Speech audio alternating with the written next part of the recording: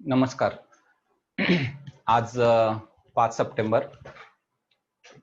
In fact आता रात्रीचे 2 वाजलेले आहेत 5 सप्टेंबरचे. आम्ही वट्टमवार सरांच्या इथे रेकॉर्डिंग सुरू केलेले आहे आणि माझ्या समोर वट्टमवार सर आणि कुणाल सर पण आहेत. तर सर्वप्रथम ह्या दोघांना आणि बार्टीच्या सर्वच टीचर्सना मी टीचर्स डेच्या शुभेच्छा देतो. खूप खरं तर बरेचसे प्रॉब्लेम्स होते आज वायफायचे आणि इतरही गोष्टीचे, तर ते सॉल्व्ह करता करता मग वट्टमवार सरांच्या घरी येऊन आम्ही हे सगळे 2 वाजता सगळ्या गोष्टी सुरू केलेल्या आहेत. कदाचित आता 4 वाजेपर्यंत कमीत कमी ह्या गोष्टी चालतील आपले लेक्चर होईपर्यंत.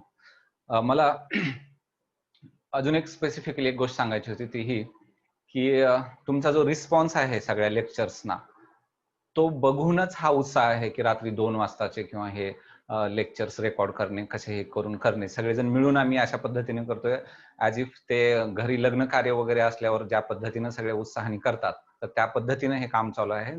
त्याला एक रिझन हे पण आहे की तुम्ही ज्या पद्धतीने या गोष्टी सगळ्या गोष्टींना रिस्पॉन्ड करत आहात.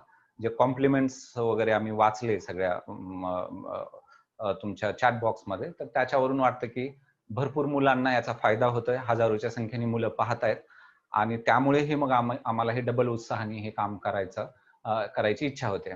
बऱ्याच जणांचे मेसेजेस आले होते त्या चॅट बॉक्समध्ये वगैरे की PDF मध्ये नोट्स वगैरे अवेलेबल होतील का. तर आम्ही कुणाल सरांची वगैरे डिस्कस करून ते कुठे पुढे चालून करता येईल अवेलेबल, टेलिग्राम चॅनल किंवा अजून कुठे काय, तर ते त्यांना विचारून आम्ही पुढे ठरवू. पण त्या नोट्स अवेलेबल करण्याच्या दृष्टीने आम्ही प्रयत्न करू. आपलं हे आजचा 3रा व्हिडिओ आहे. तर पहिल्या व्हिडिओमध्ये आपण जनरली एक इंट्रोडक्शन आणि लॅटिट्यूड्स आणि लॉन्जिट्यूड्स आणि अर्थचं रोटेशन, रिव्होल्यूशन ह्या गोष्टी पाहिलेल्या होत्या.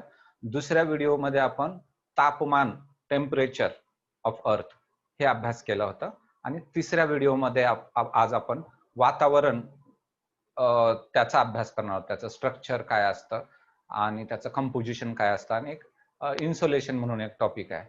आजच्या टॉपिकमध्ये थोडेसे इंग्लिश जे शब्द आहेत ते थोडंसं जास्त असू शकतात, पण मी प्रत्येक गोष्टीची कॉन्सेप्च्युअल क्लॅरिटी येईल हे मी नक्की पाहीन आणि मॅक्झिमम ठिकाणी मी पर्यायी मराठी शब्द यूज करणारच आहे. त्यामुळे एखादा शब्द जर चुकून राहिला असेल तर तुम्हाला डिक्शनरीमध्ये पण पाहता येऊ शकेल व्हिडिओ पॉज करून. हा जो टॉपिक आहे ॲटमॉस्फिअर आणि इन्सुलेशन, मेन्सच्या दृष्टीने जिओग्राफीच्या म्हणजे पेपर फर्स्टमध्ये हे खूप इम्पॉर्टंट आहे. मी इनफॅक्ट आज पण मी पुढे कुणाल सर आणि वट्टमवार सरांना ऍड्रेस करूनच आजचं लेक्चर घेतोय, कारण भिंतीला काय शिकवणार म्हणून त्यांना मी प्रश्न उत्तर सुद्धा विचारत किंवा त्यांच्याशी बोलत मी हे व्हिडिओ आज करणार आहे. तर मॅक्झिमम एक सिंगल टॉपिक ज्याच्यावरती खूप जास्त क्वेश्चन असतील असा जर कुठला असेल मेन्सला पण प्रिलिमला पण इम्पॉर्टंट, तर दिस टॉपिक आहे. तर खूप इझी वाटेल की एवढं काय याला वेटेज दिलंय. आता आपण जसं हा टॉपिक संपेल तर आपल्याला जर वेळ मिळाला तर क्वेश्चन पाहू. तर एवढे क्वेश्चन विचारलेले आहेत आणि एकदमच सोपं आहे. याच्यात कॉन्सेप्ट पण कमी आहेत, म्हणजे फॅक्ट्सच थोड्याफार आहेत जास्त, पण तरी बघू आपण मग जे आहे ते त्याच्यानुसार. ह्याच्यामध्ये 2 पार्टमध्ये आपण हे डिवाइड केलेलं आहे.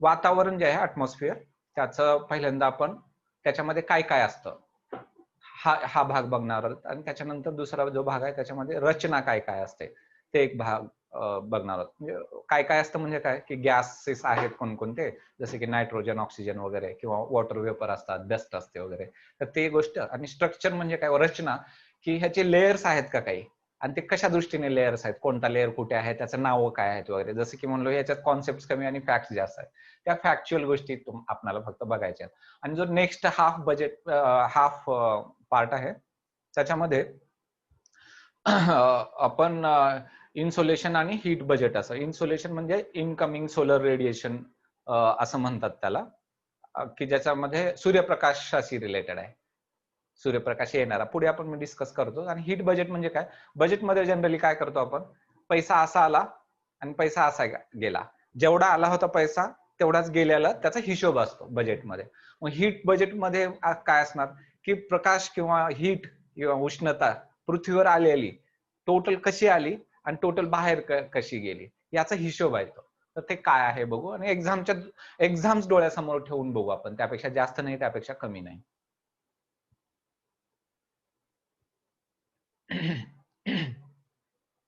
तर ह्या सेशन मध्ये मग आपण ऍटमॉस्फिअर जे आहे वातावरण, त्याच्यामध्ये आपण पहिल्यांदा पाहू की किती किलोमीटर पर्यंत वातावरण आहे. त्याच्यानंतर याचं काय महत्व आहे, ते महत्व मग परीक्षेच्या दृष्टीने कमी पण आपण जस्ट घ्यायचं म्हणून घेऊ, पण एक्सटेंट ऑफ ऍटमॉस्फिअर वर मात्र क्वेश्चन विचारलेले आहेत. तर जसं की हे किती किलोमीटर पर्यंत आहे बघणार आहोत, त्याच्यानंतर हे महत्व बघणार आहोत आणि कंपोजिशन मध्ये ह्या वातावरणामध्ये काय काय असतं. तर एक तर असतो गॅसेस, नंतर पाण्याची वाफ असते आणि धूळ असते.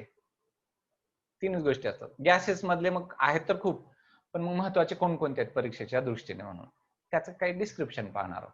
आणि मग त्याची रचना वातावरणाची, मग याला काय काय नाव आहेत मी मराठीत सांगतोच ते, मग ती रचना कशी आहे, स्तर आहेत वेगवेगळे वातावरणाचे, तर ते काय आहेत. आणि पुढे मग हे इन्सुलेशन, हीट, बजेटशी रिलेटेड गोष्टी आहेत. मग जर आपल्याला वेळ मिळाला तर प्रिव्हियस इयर क्वेश्चन पण पाहणार आहोत याच्यावर विचारलेले, म्हणजे आपलं लर्निंग बरोबर आहे का नाही हे पण त्यातून कळून जाईल. तर बघू आपण पहिल्यांदा तर ऍटमॉस्फिअरचं एक्सटेन्शन वगैरे, पण फक्त एक लक्षात घ्या की याला रेफरन्सेस खूप यूज करायला लागले. जसं मी म्हटलं की this is the single most important topic. याच्यावर खूप सारे क्वेश्चन आहेत. एका वेळी 9 क्वेश्चन मुख्य परीक्षेला आहेत. एका मार्कनी बघतोय आपण डेप्युटी कलेक्टरचं तहसीलदार झालेले 9 क्वेश्चन ह्या एका टॉपिकवर विचारलेलं दिसतंय. It has got immense importance. त्यामुळेच मी मग गोचिंग लिऑंग, मेड सिम्पल, DS लाल हे रिनाउंड बुक्स आहेत इंग्लिश मधले, हे पूर्ण इंडियामध्ये, तर ते सगळे बुक्स रेफर केलेले आहेत. त्यामुळं याच्यापेक्षा बाहेर काय करायचं ऑलमोस्ट गरज नाही आहे. मग बघू आपण. तर ह्या एक्सटेंट ऑफ ऍटमॉस्फिअर कुठून काढल्या, तर ते वरती मी लिहिलेलं पण आहे त्याच्यामध्ये. तर एक लक्षात घ्या, आता ते रेफरन्सेस काय दिलेले आहेत. पण आपलं जे ऍटमॉस्फिअर आहे वातावरण आपल्या पृथ्वीपासून वरती साधारण एक 10,000 किलोमीटर आहे. मग आता खरं तर 10,000 किंवा 9,600 ला असं काही बाउंड्री, म्हणजे अशी रेष ओढून बाउंड्री नाही आहे. विरळ होत जातं ते. कोण कोण काय म्हणतं, कोण सायंटिस्ट काय म्हणतात. पण मग काय काय सायंटिस्ट म्हणतात की नाही 9,600 किलोमीटर पेक्षा सुद्धा वरती आहे, अजून 10,000च्या वरती. पण कुणीही 29,000 किलोमीटर पेक्षा जास्त नाही सांगत आहे. म्हणजे मग निदान आपल्या डोक्यात आपण ठेवू शकतो की 29,000 पर्यंत असू शकतो. वेगवेगळ्या सायंटिस्टचे मत जरी गृहीत धरले तर याच्यावर क्वेश्चन पण विचारलेला आहे, तर ते बघू आपण. पण महत्वाची गोष्ट काय की ही याच्यामध्ये पहिल्या 16 किलोमीटर पर्यंत 90% ऍटमॉस्फिअर आहे. जरी आपण म्हणत असाल की 29,000 किलोमीटर किंवा 10,000 किलोमीटर, पण पहिल्या 16च किलोमीटर मध्ये 90% ऍटमॉस्फिअर आहे. म्हणजे वरच्या पूर्ण राहिलेल्या भागामध्ये हार्डली 10% म्हणजे निग्लिजिबल आहे. आणि 32 किलोमीटर मध्येच 99% आहे. मग आता हे फिगर पण एवढ्या लक्षात ठेवायचं काही हे नाही, पण 16 किलोमीटर कसं, तर जो आपण पुढे स्ट्रक्चर बघू ऍटमॉस्फिअरचं, तर त्याच्यामध्ये पहिल्याच स्ट्रक्चर मध्ये हे सगळं भेटणार आहे. ऍटमॉस्फिअर म्हणजे जे काही वातावरण आहे ते पहिल्या 16 किलोमीटर मध्येच हे दिसू शकतं. सिग्निफिकन्स काय, तर हे गप्पा आहेत असे, याच्यावर काय क्वेश्चन विचारलेले नाहीत, विचारणार नाहीत. पण आपल्याला ऑक्सिजन मिळतो, कार्बन डायऑक्साईड मिळतो, त्याचा काय फायदे आहेत आपल्याला माहिती आहे. प्लांटसाठी, आपल्याला स्वतःला जिवंत राहण्यासाठी, ह्युमन बिईंग्सला किंवा काय लिव्हिंग बिईंग्सला. गॅसियस कव्हरिंग आहे याचं पूर्ण अर्थला, गॅसने कव्हर केल्यामुळेच आपल्या अर्थचं टेम्परेचर हे एक विशिष्ट पद्धतीमध्ये मेंटेन राहतं. जर गॅस नसता तर उन्हाकडच्या भागाला 200+ डिग्री टेम्परेचर गेलं असतं. आता आपण 30-35 लाच किती हाल होतात बघतो, मग 200 म्हणजे किती झालं. आणि नाईट ज्या बाजूला आहे ते मायनस मध्ये गेलं असतं, दररोज झालं असतं असं, दररोज 12-12 तासात झालं असतं असं. हे गॅस असल्यामुळं एकामेकांमध्ये मिक्स होतं हे टेम्परेचर. त्यामुळं ह्या गॅसचा फायदा आपल्याला लिव्हिंग बिंगला तसं झालेलं. दुसरं, सूर्याकडून निघणारे 3 प्रकारचे रेज असतात. एक इन्फ्रारेड, एक युव्ही लाईट आणि विजिबल असतात. ते विजिबल जे आपल्याला दिसतात ते. पण हे युव्ही रेज जे आहेत ना, अल्ट्रा व्हायोलेट रेज, ज्याला अतिनील किरण मराठीत मध्ये म्हणू, हे खूप डेंजरस असतात. त्याने कॅन्सर वगैरे होतं. आणि अल्ट्राव्हायोलेट रेज जर पृथ्वीवर आले तर मानव तर जाऊ द्या, प्लांट्स पण राहणार नाहीत आणि म्हणजे कुठलेच असे लिव्हिंग बिंग शक्य नाही राहणार. त्याला प्रोटेक्शन मिळतं कारण ते ऍब्सॉर्ब करतात हे गॅसेस वरच्यावर, आणि पृथ्वीवर युव्ही रेज खूप कमी प्रमाणात येतात. त्यामुळे याचं इम्पॉर्टन्स आहे. आणि वरून मेटिओर्स वगैरे जेव्हा पडतात, ते उल्कापात होतो, तर ते जळून जातात बघा वरच्यावर. ते गॅस असल्यामुळे जळून जातात, त्या घर्षणाने. गॅस नसता तर डायरेक्ट पृथ्वीवर पडला असते, आणि पृथ्वीवर मग परत ते धुमाकूळ झाला असता आणि लोक मेले असते, म्हणजे लोक काही जगलेच नसते कोणाचा अर्थ, आणि म्हणून याचं सगळ्यांचं हे इम्पॉर्टन्स आहे. तर हे दोन गोष्टी आपण बघितलेल्या आहेत, एक्सटेंट ऑफ ऍटमॉस्फिअर आणि सिग्निफिकन्स. आता महत्वाचं आहे कंपोजिशन. याच्यामध्ये काय काय आहे बाबा ऍटमॉस्फिअर. मी थोडंसं फास्ट जिथे गरजेचं आहे तिथे फास्ट त्यामुळेच घेतोय. कंपोजिशन आता मग त्याच्यामध्ये गॅसेसचं काय काय बघू.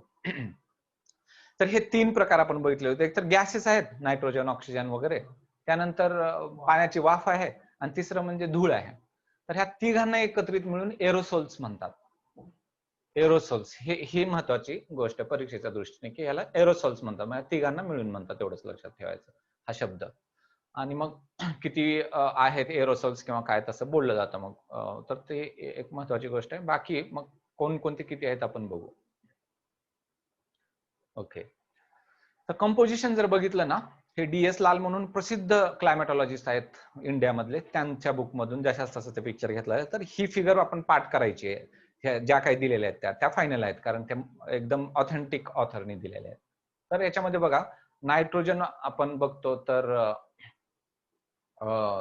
ते 78% आहे, राऊंड फिगर जरी म्हटलं तरी. ऑक्सिजन बघितलं 20% आहे. ह्या दोघांमध्येच 80 आणि 20 जर असतं तर म्हणजे 100 इथं झाल्यासारखं आहे. मग बाकी त्या खूपच कमी पर्सेंट मध्ये बाकी आहेत. पण आर्गॉन एक ऑलमोस्ट 1%च्या आसपास आहे. आणि मग राहिलेल्यामध्ये कार्बन डायऑक्साईडचं प्रमाण बघा, फक्त 0.03% आहे. सॉइल मध्ये ना ह्याच्या 10 टाइम्स जास्त असतं, 0.3% असतं. जात जात सांगायची गोष्ट म्हणजे, कारण ते पण परीक्षेला विचारलेले आहे. पण हे हायड्रोजन म्हणा किंवा ओझोन म्हणा, हा ओझोन बद्दल चर्चा होत असते नेहमी. तर हे 0.40 आहेत पुढे, आणि मग 6 किंवा 5 आकडा असतो. हे पण कधी कधी विचारलेले आहेत ते क्वेश्चन. तर हे असं याचं हे आहे, हे पाठांतराच्या गोष्टी आहेत. तर एवढे पर्सेंटेज ते लक्षात ठेवणं गरजेचं आहे. ऑक्सिजनचे इम्पॉर्टन्स काय, तर हे परीक्षेला विचारलेलं नाही. डिस्क्रिप्शन मी जात जात मग क्विक सांगतो की आपल्याला हे लाईफ साठी इम्पॉर्टंट आहे, ज्वलन होण्यासाठी इम्पॉर्टंट आहे. त्यापेक्षा जास्त काय त्याचं आपल्या परीक्षेच्या दृष्टीने काही इम्पॉर्टंट नाही. किंवा नायट्रोजनचं 78% हे इम्पॉर्टंट आहे. बाकी डिस्क्रिप्शन यातलं काही इम्पॉर्टंट नाही, ते डायल्युटंट आहे की काय आहे वगैरे, है ना. फक्त किती टक्के आहे बाबा एवढंच विचारलं. आता इम्पॉर्टंट कोणता आहे, तर हा गॅस आहे इम्पॉर्टंट. याच्यावर क्वेश्चन आहेत मग खूप. एकाच गॅसवर भरपूर, एकाच परीक्षेत 2-2, 3-3 क्वेश्चन. तो म्हणजे कार्बन डायऑक्साईड. आपण बघितलं 0.03% आहे व्हॉल्यूमनी. आणि ते प्लांट्स यूज करतात वगैरे, ते पण ते ठीक आहे, त्याच्यावर क्वेश्चन नाही. विचारतात कुठं तर हे ग्रीन हाऊस गॅस म्हणतात त्याला. का, तर जी हीट सूर्याकडून येते ती येताना पण हे कार्बन डायऑक्साईड आता पृथ्वीच्या बाजूनी आहे, तर सूर्याकडून येताना पण ऍब्सॉर्ब करतं ते हीट, आणि सूर्याकडून येऊन शेवटी पृथ्वीवर हीट पडल्यानंतर पृथ्वीवरून पण हीट जाते, एस्केप होते. तो प्रकाशाच्या स्वरूपात येते हीट, पण एस्केप होणारी हे त्याला टेरेस्ट्रियल रेडिएशन म्हणतात, आणि येणाऱ्याला सोलर रेडिएशन म्हणतात. टेरेस्ट्रियल म्हणजे पृथ्वी म्हणून, त्याला पण त्याने ऍब्सॉर्ब करतं. आणि त्यामुळे हे चादर, आपण झोपल्यानंतर चादर जसे असते, गरमी आपल्या बॉडीची हीटला ट्रॅप करून ठेवतं, तशा पद्धतीने आपल्या पृथ्वीवरची हीट बाहेर आकाशात न जाऊ देण्यासाठी ट्रॅप करून ठेवायचं काम कार्बन डायऑक्साईड करतं. आणि म्हणून याला ग्रीन हाऊस गॅस म्हटलं जातं. ग्रीन हाऊस का मग, तर ग्रीन हाऊस जे शेतात आपण यूज करतो, तर ते कंट्रोल क्लायमेट तयार करतो आपण, की प्लांट्सला लागणारं एक विशिष्ट टेम्परेचर आहे, तर ते टेम्परेचर करण्यासाठी. कमी टेम्परेचर असेल तर त्यांनी वाढवता येतं का, तर आता ह्या चित्रात जसं दाखवलेलं आहे, वरचे जे काचा किंवा पॉली इथिन आहे, ठीक आहे, हे जे पॉलिइथिन आहे, तर त्याच्यातून सनलाईट, डिफ्यूज सनलाईट येतो. समजा काच असेल तर डायरेक्ट सनलाईट येतो, जसं आपल्या गाडीच्या म्हणजे काचा लावलेल्या आहेत कारमध्ये, तर डायरेक्ट सनलाईट येतो. आणि आपण गाडी जर तशीच ठेवली उन्हामध्ये, तर बाहेर जेवढी हीट आहे त्यापेक्षा कितीतरी जास्त हीट गाडीत जमते. का, तर मध्ये तर इन्सुलेशन येतं म्हणजे सोलर रेडिएशन, पण एस्केप नाही होत हीट, आणि ती हीट तिथेच थांबते. त्यामुळे बाहेरच्या पेक्षा मध्ये जशी हीट जास्त होते, त्याला म्हणतात ह्या इफेक्टला ग्रीन हाऊस इफेक्ट. कारण ग्रीन हाऊसेस मध्ये, शेतामध्ये आपण अशा पद्धतीने क्लायमेट खास तयार करतो. मधली हीट वाढवण्यासाठी पण, कमी करायचं असल्यावर ते फॉग्स वगैरे यूज करतात, पण जनरली हीट एक विशिष्ट प्रकारे मेंटेन करण्यासाठी पॉली हाऊसेस किंवा ग्लास हाऊस यूज करतात. त्याला ग्रीन हाऊस म्हणतो आपण. आणि तसं हे नॅचरली ऍक्ट करतं कार्बन डायऑक्साईड. असे अजून काही गॅसेस आहेत कार्बन डायऑक्साईड सारखे, ग्रीन हाऊस गॅसेस ज्याला म्हणतो आपण, तर ते कोणकोणते आहेत याच्यावर क्वेश्चन विचारलाय. तो म्हणजे नायट्रस ऑक्साईड, N2O दोन्ही विचारलेत ते. N2O असंही दिलंय आणि नायट्रस ऑक्साईड, मिथेन, त्यानंतर CFC क्लोरोफ्लोरोकार्बन, हा खूप इम्पॉर्टंट आहे. एक तर हा ग्रीन हाऊस पण आहे, म्हणजे याच्याने टेम्परेचर वाढणार आहे पृथ्वीचं, त्याचबरोबर हा ओझोन लेअरला पण धोकादायक असल्यामुळे पुढे येणार आहे याचं नाव. ओझोन खुद्द हा ग्रीन हाऊस गॅस आहे, पण तो फायद्याचा कसा आहे की वरून येणारे ते ट्रॅप करतो युव्ही रेज वगैरे. वॉटर वेपर हे सुद्धा ग्रीन हाऊस इफेक्ट आहे, कारण क्लाउड्स वगैरे असतील तर ते हे जाऊ देत नाहीत. क्लाउड जर असतील ना तर आपल्या जे पृथ्वीवरची हीट आहे ती एस्केप होऊ देत नाही त्या गाडीच्या काच सारखं, आणि म्हणून एखाद्या वेळी क्लाउडी नाईट्स आहेत आणि कधी क्लिअर नाईट्स आहेत. तर क्लाउडी नाईट्स ह्या गरम असतात आणि क्लिअर नाईट्स म्हणजे क्लाउड्सच नाहीत तर ते एकदम थंडी होते. जसं की ह्याच्यामध्ये डेझर्ट्स मध्ये वगैरे क्लाउड्स नसतातच, कारण मग पाऊस नाही म्हणून क्लाउड्स नाही आहेत. तर ते डेझर्ट मध्ये टेरिफिक थंडी असते, कारण ते सगळी एस्केप होऊन जाते, त्याला तटवणार कोणी राहत नाही. म्हणून तशा प्रकारे ते वॉटर वेपर किंवा क्लाउड सुद्धा याच्यामध्ये ऍक्ट करतात. मग हे ग्रीन हाऊस हे जस्ट एक्झाम्पल म्हणून मी ते टाकलेलं आहे. किंवा हे ग्लास हाऊस, म्हणजे ग्लास लावलाय पण त्याला पण ग्रीन हाऊसच म्हणतात किंवा ग्लास हाऊस असंही. मग जात जात सांगायची गोष्ट म्हणजे आता आपण इथे ह्या ग्रीन हाऊसेस मध्ये ना आजकालची नवीन जी टेक्नॉलॉजी आहे तर ती हायड्रोपोनिक्स म्हणून एक आहे, तुम्ही ऐकलेलं असणार. तर त्या हायड्रोपोनिक्स म्हणजे सॉइल युजच करायचं नाही, माती युजच करायचं नाही, नुसतं पाणी युज करायचं.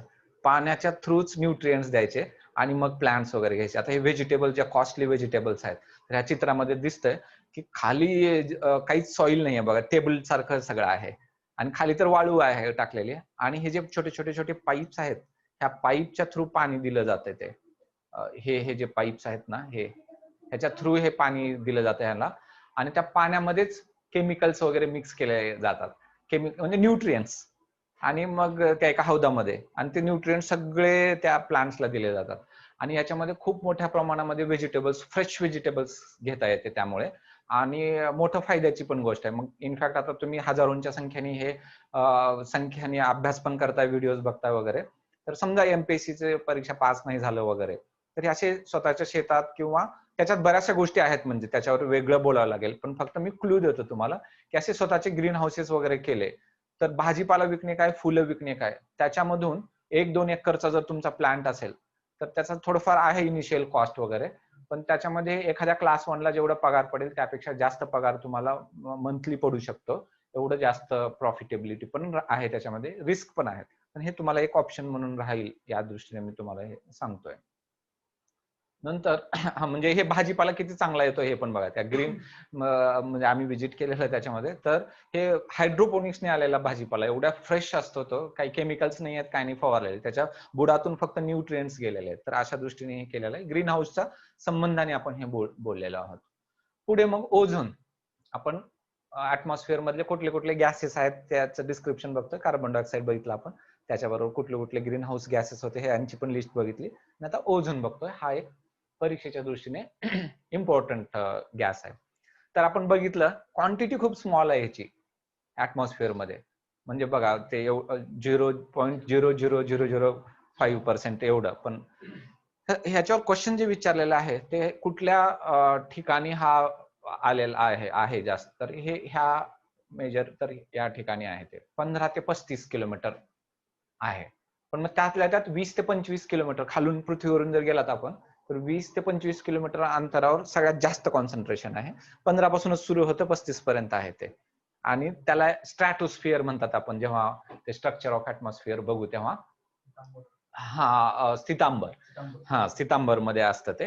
तर ते काय आहे वगैरे तेव्हा ते बघू. पण एक आहे याच्यामध्ये इम्पॉर्टन्स की इट इज हा हे फॉर्म होतं वरच्या लेवलला आणि खाली ट्रान्सपोर्ट होतं, आणि कित्येकदा मॉर्निंगला सुद्धा ओझोन खाली आलेला आहे वगैरे म्हणतो आपण, तर ती फ्रेश हवा आहे. ओझोन म्हणजे असून काय, ऑक्सिजनला 2 ऍटम असतात, ओझोनला 3 असतात, एवढंच त्याच्यामधला फरक आहे.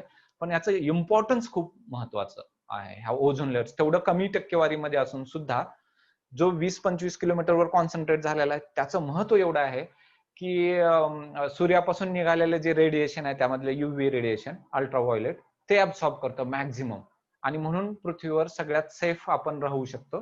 जर ते ओझोन नसता तर पृथ्वीवर युव्ही रेज आले असते आणि त्याच्यानंतर प्लांट्स आणि अॅनिमल्स कोणीही राहिलेलं नसतं, आणि त्याच्यामुळे याचं इम्पॉर्टन्स आहे. हे जे चित्र आहे तर त्याच्यामध्ये ओझोन होल म्हणजे अंटार्क्टिकाला साऊथ पोलला दिसतं हे, आणि अंटार्क्टिकाला तिथं थिनिंग झाली त्या याची ओझोनची, म्हणजे त्याचा थर जो आहे ना जेवढा कॉन्सन्ट्रेटेड होता तिथे कमी झाला होता. हे 1985 ला पहिल्यांदा लक्षात आलं की असं असं झालंय म्हणून. तेव्हा स्टडी चालू होते 81 पासून, आणि ते अचानक लक्षात आलं की अरे ओझोन कमी झालाय अंटार्क्टिकावरचा, आणि त्यामुळं ऑस्ट्रेलिया म्हणजे साऊथ हेमिस्फिअर मधल्या लोकांना जे सन बास्किंग करतात म्हणजे जे बीचवर वगैरे उन्हात पडलेले असतात, ऊन ह्याच्यासाठी की आपल्याला विटॅमिन डी मिळावं, हाडं मजबूत व्हावे म्हणून उन्हात पडलेले असतात लोक, तर त्यावेळी त्यांना स्किन कॅन्सर होण्याचे प्रमाण वाढले होते. का स्किन कॅन्सर व्हायला लागले तर युव्ही रेज येत होते त्याच्यावर, तो विजिबल लाईट नव्हती ती. युव्ही रेज कसं काय यायला लागले बाबा, ओझोन का ऍब्सॉर्ब करत नाही, तर तिथला ओझोन थिन झालाय हे लक्षात आलं. मग त्या थिनिंगलाच आपण ओझोन होल म्हणतो डायरेक्ट, म्हणजे होल पडल्यासारखं असं ते थिन झालेलं आहे एवढंच आहे ते. होल हा मिस म्हणजे ते करेक्ट वर्ड नाही आहे तसं पाहिलं तर. झालं कशामुळे, तर इथे पण तुम्ही बघता ह्या चित्रामध्ये इथे दिलेला आहे CFC नावाचा कल्प्रिट गॅस आहे, क्लोरोफ्लोरो कार्बन. हे पृथ्वीवरून वर चाललेलं आहे आणि त्या ओझोनला बघा इथं हे असे डॅमेज करतोय, तो थिनिंग त्याच्यामुळे झालेलं. CFC हा जो आहे ना क्लोरोफ्लोरो कार्बन, हा आपल्या रेफ्रिजरेटर मध्ये, त्याच्यानंतर एसीज मध्ये, त्याच्यानंतर डिओडरंट मध्ये अशामध्ये यूज व्हायचा, आणि त्याच्यामुळं हे एवढं त्याचं थिनिंग होतं हे लक्षात आलं. पुढे एक मॉन्ट्रियलला एक समिट झाली त्या 1985 नंतर, मला वाटतं 88-89 मध्ये काहीतरी झाली, ते एक्झॅक्टली डेट तुम्ही पाहून घ्या. पण कॅनडामध्ये मॉन्ट्रियल नावाचं शहर आहे, मग त्यावेळी आपले इंडियन पण डेलिगेशन होतं, तर तेव्हा ते डर्टी डझन म्हणजे 12 असे गॅसेस काढले की ते खराब आहेत आपल्या एन्व्हायरमेंटसाठी, आणि त्याला डर्टी डझन म्हणण्यात आलं. तर तेव्हा ते CFC पण त्याच्यामधला होता.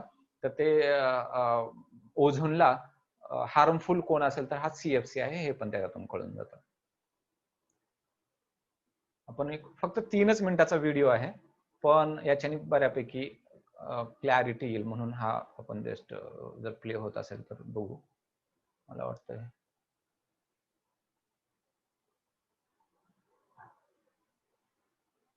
मे बी हा व्हिडिओ प्ले होत नाही, पण तुम्हाला जर पॉसिबल असेल तर नॅशनल जिओग्राफिकचा हा व्हिडिओ आहे याच्यावरती ओझोन लेअरच्या डिप्लिशन वरती, फक्त 3 मिनिटाचा. It will give you a very clear idea about ozone.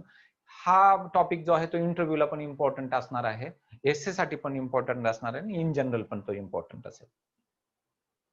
आपण बघतोय ऍटमॉस्फिअरचं कंपोजिशन काय काय आहे. त्यामध्ये आपण गॅसेस बघितला पहिला पार्ट, दुसरा आता वॉटर वेपर, आणि तिसरं डस्ट पार्टिकल्स बघणार आहोत. वॉटर वेपरचं काय इम्पॉर्टन्स आहे कंटेंट म्हणून ऍटमॉस्फिअरचं, तर 90% वॉटर वेपर हे पहिल्या 6 किलोमीटर मध्ये आहे. जसं ऍटमॉस्फिअर पहिल्या 16 किलोमीटर मध्येच 90% होतं, तसं वॉटर वेपर म्हणजे बाष्प हे पहिल्या 6 किलोमीटर मध्ये आहे. म्हणजे तुम्ही जर ह्याच्यावर गेलात माउंट एव्हरेस्टवर, तर ते तर 9 किलोमीटर आहे, ऑलमोस्ट 8848 किलोमीटर. तर मग ऑलरेडी 90%च्या हे संपून गेलेलं असते, किंवा 10 किलोमीटर पर्यंतच 99% आहे. तर इट मीन्स तुम्ही ऍक्च्युली त्या माउंट एव्हरेस्टवर गेलात तर खूपच विरळ असं तुम्हाला हे पण ऍटमॉस्फिअर पण विरळ आहेच आहे, पण वॉटर वेपर नसणार, म्हणजे क्लाउड्स त्याच्या खालीच असणार. किंवा आपण विमानानं वगैरे फिरलो तर आपल्याला लक्षात येतं की सगळे क्लाउड्स खाली आहेत आणि आपण वरून जातो, तर त्या उंचीला क्लाउड सगळे खाली राहतात. का नाही उंच पर्यंत पण क्लाउड राहत, तर 2 कारणांमुळे राहत नाही. एक तर जे क्लाउड वरती फॉर्म होण्यासाठी खालचीच ही जी आहे वॉटर वेपर हे वर जायला पाहिजे ना, बाष्प जे झालेल्या गरमीनं वर जायला पाहिजे. हे वर जाणं जे आहे ना त्याच्यासाठी ऍटमॉस्फिअरचं मिक्सिंग लागतात, त्याला टर्ब्युलन्स म्हणतात किंवा कन्व्हेक्शनल करंट्स म्हणतात ऍटमॉस्फिअरचे. ते तेवढ्या उंचपर्यंत होतच नाहीत, म्हणून पण वरती जात नाही हवा. एक. दुसरं, जरी कुठल्या कारणास्तव वरती गेलं तर ते वरती गेल्यानंतर 0 डिग्री पर्यंत गेलं की त्याची वॉटर कॅरिंग कॅपॅसिटी कमी होते. आपण बघितलं होतं टेम्परेचर जेवढं जास्त आहे तेवढं water that can carry more water, पण जसं टेम्परेचर कमी होईल ते वॉटर कमी कॅरी होतं, आणि स्पंजला जसं आपण पिळल्यावर पाणी निघून पडतं तसं वरती गेल्यानंतर टेम्परेचर इतकं कमी होतं की इट गेट्स फ्रीज आणि त्याच्यामध्ये वॉटर ड्रॉपलेट्स तयार होतात. म्हणजे त्या बाष्पचं कन्व्हर्जन होतं बिंदूमध्ये, वॉटर ड्रॉपलेट्स मध्ये, आणि क्लाउड फॉर्मेशन होतं आणि पाऊस पडून जातो. म्हणजे जे काही गेलं होते सगळं पावसाच्या स्वरूपात खाली येतं आणि दॅट इज द रिझन की उंच मग खूप नाही हे करत. पण कधीतरी ते सिरस नावाचे काही क्लाउड्स आहेत, सगळ्यात उंच आकाशामध्ये फ्रेश वगैरे जरा दिसतात थोडेफार, एकदम त्याला बघितल्यावरच कळतं की क्लिअर वेदर आहे, निळं निळं भोर आकाशामध्येच पांढरं कुठेतरी दिसतं ना, त्याला सिरस नावाचा क्लाउड म्हणतात. पुढे आपण स्पेलिंग पण बघू. पण ते मात्र अधूनमधून वरती वगैरे दिसत असतात ते. तर हे दोन कारणामुळं ते वरती नाही सापडत खूप. हे जे क्लाउड्स आहेत ना किंवा moisture, it absorbs long wave terrestrial radiation also some part of incoming solar radiation. ह्याचा अर्थ काय मी सांगतो. सोलर रेडिएशन पण म्हणजे वरून येताना ना सूर्यापासून इनकमिंग सोलर रेडिएशन ते पण त्यांनी ऍब्सॉर्ब करतात. सूर्यापासून येणारे किरण पण खाली येतच नाहीत म्हणजे पृथ्वीवर. पण मेजॉरिटी पार्ट जे क्लाउड्स आहेत ना ते काय करतात की पृथ्वीवरून जाणारे जे आहेत ना त्याला टेरेस्ट्रियल रेडिएशन म्हणतात. हे पुढे खूप इम्पॉर्टंट आहे परीक्षेच्या दृष्टीने. तर हे जे आहे टेरेस्ट्रियल म्हणजे पृथ्वीशी रिलेटेड, रेडिएशन म्हणजे काय म्हणायचं त्याला,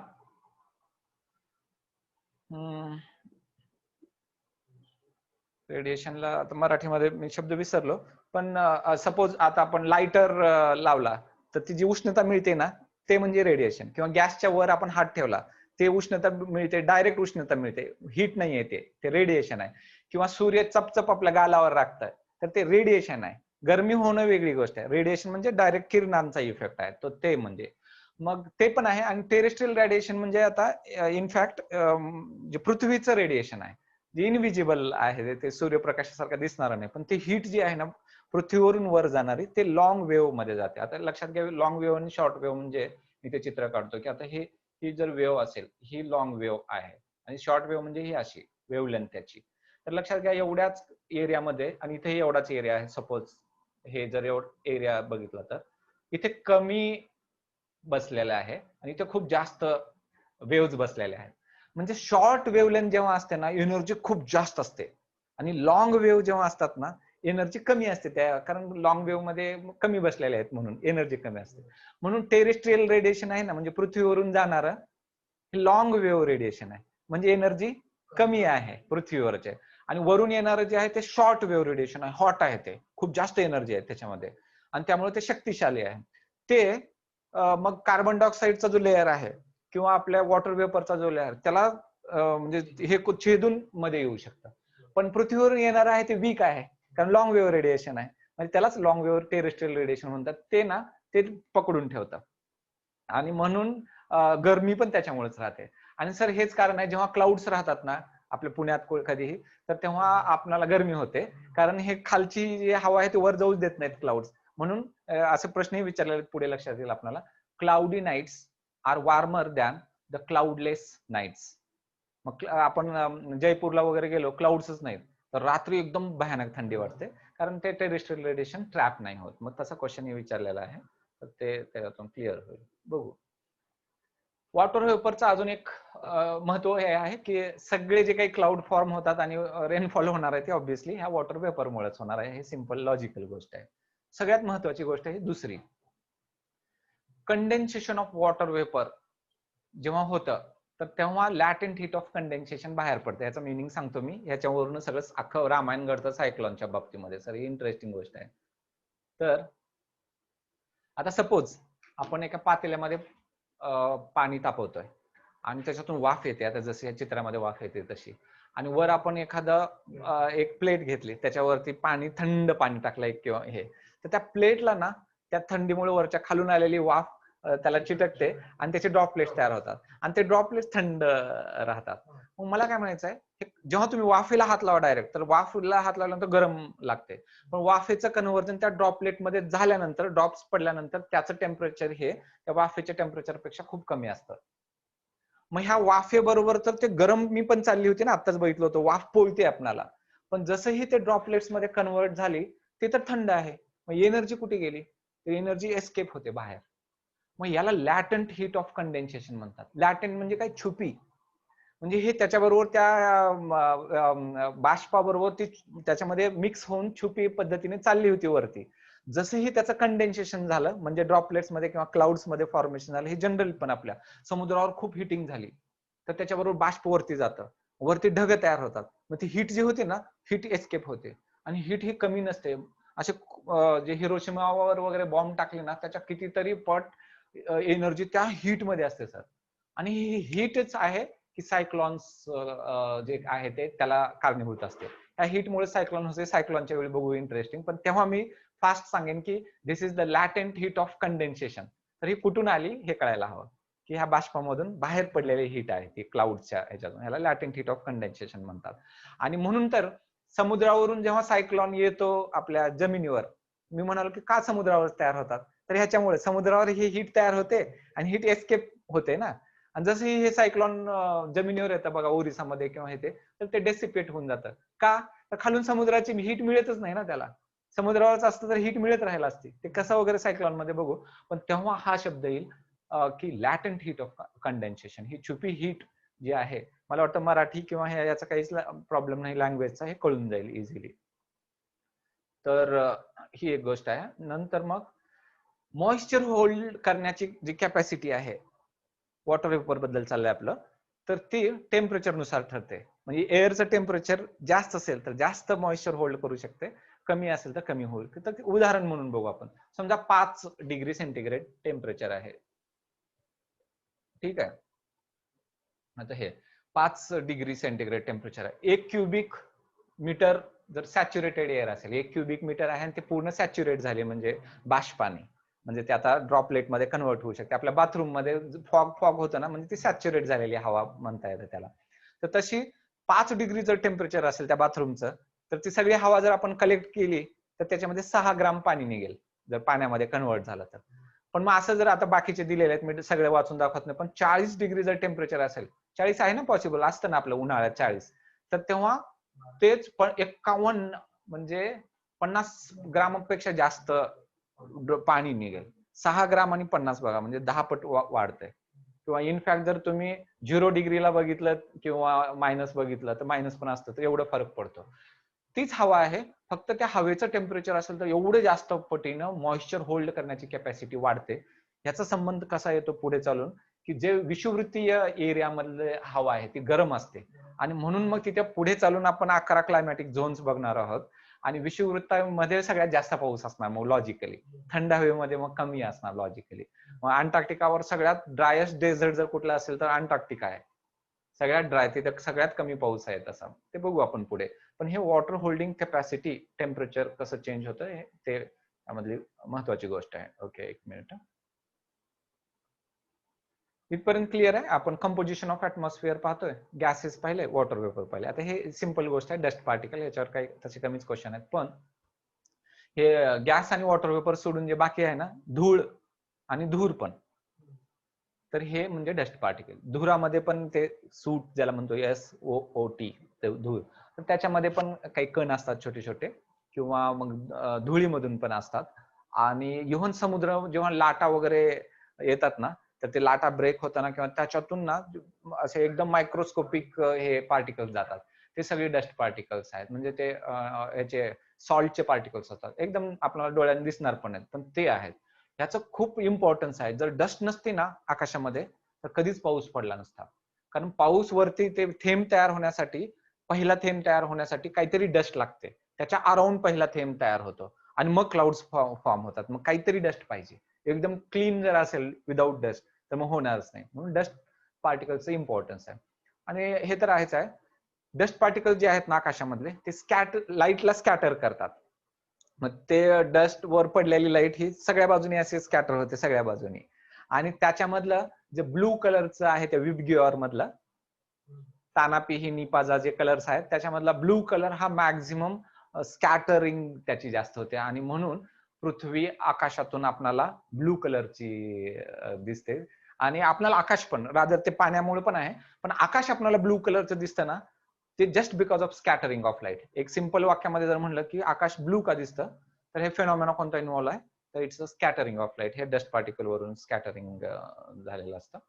तर अशा प्रकारे आपण ऍटमॉस्फिअरचं एक्सटेन्शन बघितलं, त्याच्यानंतर त्याचा इम्पॉर्टन्स पण, आणि कंपोजिशन मध्ये गॅसेस, 2 महत्वाचे गॅसेस पाहिले होते आपण, कार्बन डायऑक्साईड, ओझोन, आणि वॉटर वेपर आणि डस्ट पार्टिकल्स, असं एकंदरीत आपण बघितलंय. आता आपण स्ट्रक्चर म्हणजे रचना कशी कशी आहे, कुठं हे ट्रोपोस्फिअर, स्ट्रॅटोस्फिअर आपण सगळ्यांनी ऐकलेलं आहे, हे त्याला मराठीमध्ये काय म्हणतात ते पण बघू, आणि त्याचं महत्व काय आहे वगैरे. इथेच मग तुम्हाला मी थोडक्यात याला मराठीमधले शब्द जे आहेत तुम्ही लिहून देतो, म्हणजे परत मराठी सांगाल ना. ट्रोपोस्फिअर म्हणजे तपांबर. तपांबर, खरं तर तपांबर म्हणलं काय ट्रोपोस्फिअर म्हणलं काय, पहिल्यांदाच जर ऐकत असेल तर ट्रोपोस्फिअरच लक्षात ठेवलेलं बरं आहे. हा, मग तपांबर म्हणजे खूप सोपं आहे, वाचल्या वाचल्या कळण्यासारखं आहे असंही नाही आहे ते. स्ट्रॅटोस्फिअरला म्हणतात स्थितांबर. आता हे मी आज पाठ करून आलो, अदरवाईज स्थितांबर. तर मग मला असं वाटतं की तुम्ही शक्य असेल तर इंग्लिशमध्ये करा, मी पहिल्यांदाच म्हणतोय कारण पुढे फायदे आहेत, व्हिडिओज वगैरे सगळे इंग्लिशमध्ये आहेत म्हणून. आता मेझोस्फिअरला काहीतरी मध्यांबर वगैरे म्हणत असतील. आयनोस्फिअरला आयनांबर म्हणतात, आयनांबर, आयनांबर, आयनांबर, ठीक आहे ना. आणि एक्झोस्फिअरला लास्टला काय म्हणतात, बाह्य अंबर, बाह्यंबर, बाह्य. तर असं आहे ते. तर मग हे एवढं काय काय आहे आपण बघू. मग त्याच्यानंतर बघू आपण कसं वेळ मिळतो त्याच्यानुसार. ह्याच्यावरती पहिल्या ह्या सगळ्यावरच क्वेश्चन विचारलेले सिंपल आहे. जसं की म्हणलं आज खूप कॉन्सेप्ट नाही आहेत, बोर होऊ शकतं, परंतु क्वेश्चन ह्याच्यावर खूप जास्त विचारलेत. फॅक्ट्स काय काय हे तर बघू. पीटरसन नावाच्या सायंटिस्टने दिलेलं आहे, तेही नाव लक्षात ठेवायची काही गरज नाही. हे जे स्ट्रक्चर सांगितलेलं आहे ते पहिल्यांदा त्यांनी सांगितलं, पण मग आहे काय स्ट्रक्चर हे बघू. तर आहे हे पृथ्वीच्या पूर्ण सगळ्या बाजूने आपण तर बघितलं आता 9-10 हजार किलोमीटर पर्यंत हे ऍटमॉस्फिअर आहे, म्हणून मग 9-10 हजार तरी गृहीत धरू आपण इथे. तर पहिल्यांदा जो लागून आहे ह्या पृथ्वीला तो आहे तो ट्रोपोस्फिअर. ठीक आहे, परत मी मराठीत नाही सांगणार. तर हे म्हणजे पूर्ण पृथ्वीच्या बाजूने जो आहे तो ट्रोपोस्फिअर आहे. त्याच्यानंतर मग परत स्ट्रॅटोस्फिअर आहे, त्याच्यानंतर असं पूर्ण पृथ्वीच्या बाजूने असे हे लेयर्स आहेत. मग कोणता काय कशासाठी इम्पॉर्टंट आहे वगैरे एक एक मग आपण बघू. आपण किती 2ला सुरू केलं ना साधारण. ओके, फक्त 1 तास झाल्यावर सांगता येईल. ओके, पण होईल मला वाटतं. तर पृथ्वीला लागूनचा जो लेयर आहे ना, आपण आता पण तिथे बघितलं, म्हणजे हा आहे तो. तर हा आहे ट्रोपोस्फिअर, तपांबर. तो साधारण पृथ्वीपासून वरती 13 किलोमीटर, अवरेज 13 किलोमीटर वर आहे. पण तसं पाहिलं तर तो 18 किलोमीटर विषुववृत्तावर असतो आणि 8 किलोमीटर पोल्स वरती असतो. म्हणजे आता हे जर दाखवलं आपण तर याचं विषुववृत्त हे मी पण त्याच्या अगोदर आपण त्या याच टिपिकल डिस्क्रिप्शन बघू. एक मिनिट. सॉरी.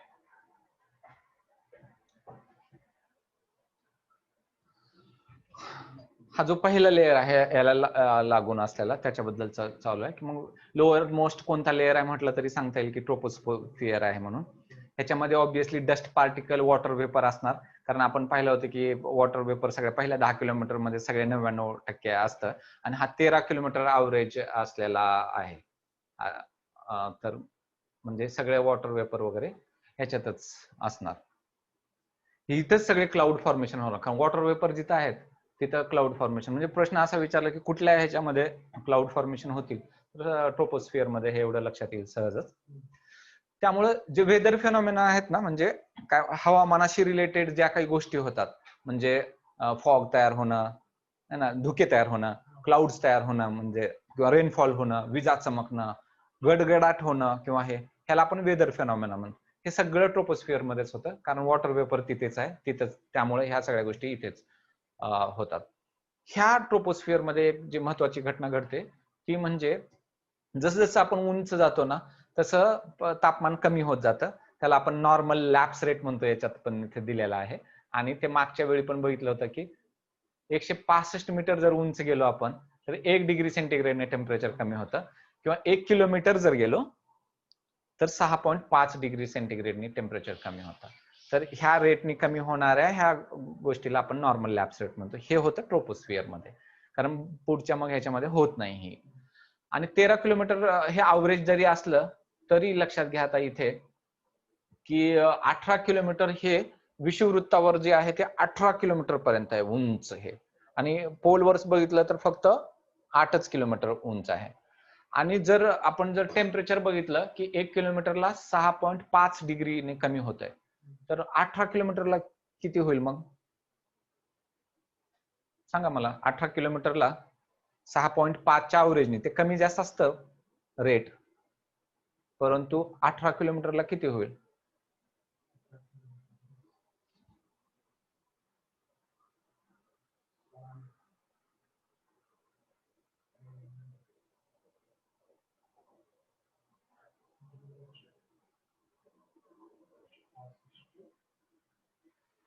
नाही 6.5 डिग्री म्हणजे 6.5 गुणिले 18 किती होईल?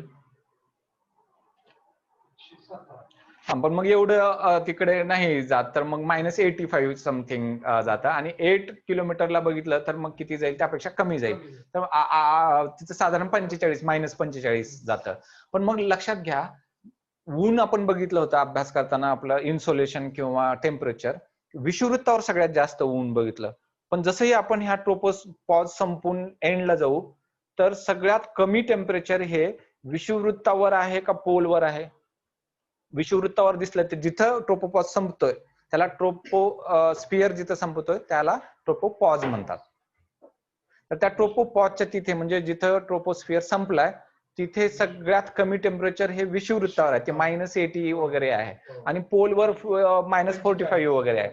तर पोलवर आपल्याला अदरवाईज किती थंडी वाटते त्यापेक्षा जास्त थंडी विषुववृत्तावर आहे, आकाशामध्ये वरती. का तर तिथे सगळ्यात जास्त विषुववृत्तावर हे इन्सुलेशन जास्त झाल्यामुळे, कन्व्हेक्शनल करंट वगैरे असल्यामुळे ते उंच गेलाय 18 किलोमीटर पर्यंत, आणि म्हणून त्या नॉर्मल लॅप्स रेट लागू झाला ना तिथे, म्हणून 18 किलोमीटर पर्यंत वर गेल्यानंतर तिथं मायनस खूप कमी टेम्परेचर आहे. आणि त्या मानाने इथं 8 किलोमीटरच, कारण जास्त काही वेदर फिनॉमिनॉन पोल्स वरती होत नाही, कारण तिथं कन्व्हेक्शनल करंट नाही, का तर उष्णता नाही आहे म्हणून, आणि म्हणून 8च किलोमीटरवर आहे. आणि म्हणून सगळ्यात कमी टेम्परेचर हे विषुववृत्तावर आहे, वरती आकाशातलं, ना की पोल्स वरती. पृथ्वीवर याच्या उलट असलं तरी हे जे काही लॅप्स रेट आहे ना, तो सीझन टू सीझन चेंज होतो, समर मध्ये जास्त असतो वगैरे, तर ते ठीक आहे. समर मध्ये हा जास्त असतो, आणि ह्याच्यामध्ये त्याचं एक्सप्लेनेशन करता येऊ शकतं, पण परीक्षेच्या दृष्टीने इम्पॉर्टंट नाही. ट्रोपोस्फिअरचा मिनिंग काय होतो तर रिजन ऑफ मिक्सिंग, म्हणून ह्याचा खरा अर्थ, आणि त्याच्यातूनच आपल्याला क्लू पण मिळायला पाहिजे. मिक्सिंग म्हणजे हवा मिक्स वगैरे, आणि म्हणूनच हे वादळी होणं किंवा क्लाउड्स फॉर्मेशन होणं किंवा all weather phenomena takes place in troposphere, हे पण त्याचा अर्थ होतो. दुसरं, जर मोठे जम्बो जेट्स किंवा हे विमान जर कुठून ट्रॅव्हल करायचे ठरलेच तर कुठून करतील, तर लॉजिक आहे की ह्या ट्रोपोस्फिअरला सोडून करतील, म्हणजेच ह्या 13 किलोमीटरच्या वरून करतील. कारण याच्यातून जर केले तर मग ते टर्ब्युलन्स होईल विमानाचं, जर ढगातून चालले तर विमान पण हादरेल ना, म्हणून मग ते हे अवॉइड करण्यासाठी याच्या वरून जाऊ शकतं. हे पण ते लॉजिकली मग आपल्याला प्रश्नाची उत्तरं येऊ शकतील. आणि आपण बघितलं आता thickness of troposphere is greatest at equator. आता बघितलं ना आपण 18 किलोमीटर, तर ते तिथे आहे कारण कन्व्हेक्शनल करंट तिथे जास्त आहे. कन्व्हेक्शनल करंट म्हणजे काय असतं, आता समजा आपण बकेटमध्ये पाणी उकळतोय हे ठेवून वगैरे, तुमचं रॉड वगैरे किंवा काय, तर जे खालचं पाणी वर येणं वरचं खाली जाणं आहे ना, त्याला कन्व्हेक्शनल करंट म्हणतात. खालचं वर जाणं वरचं खाली जाणं ही सिंपल गोष्ट. हे असंही आपल्या वातावरणामध्ये होतं त्यामुळे, आणि तिथे जास्त होतं इक्वेटरला, म्हणून तिथे थिकनेस जास्त आहे 18 किलोमीटरचा. पोल्सला 8च किलोमीटर आहे, आणि ह्याला कन्व्हेक्टिव्ह रिजन आहे तिथे जास्त, म्हणून ते कारण आहे. एखादी गोष्ट नाही कळली समजा, तर ते व्हिडिओ पॉज करून मागे जाऊन परत डबल ऐकलं तर होते, किंवा एखाद्या वेळी तुम्हाला गुगल सर्च करायची वेळ येऊ शकते जास्तीत जास्त. आणि म्हणून इक्वेटरवर सगळ्यात लो टेम्परेचर असतं पोलपेक्षा. इथे वाक्य लिहिलंय, lowest temperature in the entire troposphere are found directly over the equator and not at the poles. म्हणजे विषुववृत्तावर उंच जर गेलं तर आपल्याला लो टेम्परेचर सापडेल पोल्स पेक्षा, आपण जे सांगितलं ध्रुवापेक्षा, मराठीमध्ये त्यामुळे सांगतात. म्हणजे किती असणार आहे तर विषुववृत्तावर -80 80 आणि तेच पोल्स वरती -45. तर अशा प्रकारे कमी टेम्परेचर हे याच्यावरती आहे, त्याच्यावर प्रश्न विचारलेले आहेत म्हणूनच ते डबल सांगतात. आणि क्लाउड्स म्हणा किंवा हे विजा चमकणं, गडगडाट होणं हे सगळं ह्या ट्रोपोस्फिअर मध्ये होतं. आणि वाऱ्याची जी स्पीड आहे ते जमिनीपेक्षा वरती जास्त राहते. जसं जसं आपण वर जाऊ मग तेव्हा त्यांना मोकळं हे राहतं. आणि उंच तर मग ते जेट स्ट्रीम नावाचा एक प्रकार आहे. तर ते खूपच फास्ट, मी म्हणालो की मध्ये 300-400 किलोमीटर पर आवर वेगाने पहिल्या लेक्चर मध्ये म्हणालो होतो ते वाहणारे आहेत वरती जेट स्ट्रीम्स. तर 100 किलोमीटर पर आवर वेगाने जर वारे वाहिले तर झाड उलमडून पडतात म्हणालो होतो. म्हणजे 400 किलोमीटर खूप जास्त स्पीड झाली. ते जेट स्ट्रीम वगैरे वरती आहेत, ते कसे काय वगैरे ते आपण बघणार आहोत सेपरेटली. जिथं ट्रोपोस्फिअर संपेल त्याला ट्रोपोपॉज म्हणतात. ते काही किलोमीटरचा एरिया आहे. ते कोण ठरवलं तर कन्व्हेक्शनल करंट हे जे आहेत ना जिथं थांबेल ते म्हणजे ट्रोपोस्फिअर संपलं आणि मग ते ट्रोपोपॉज आलं काही किलोमीटर. मग त्याच्यावरती दुसरंच काहीतरी स्ट्रक्चर होणार आहे म्हणून ते ट्रोपोपॉज.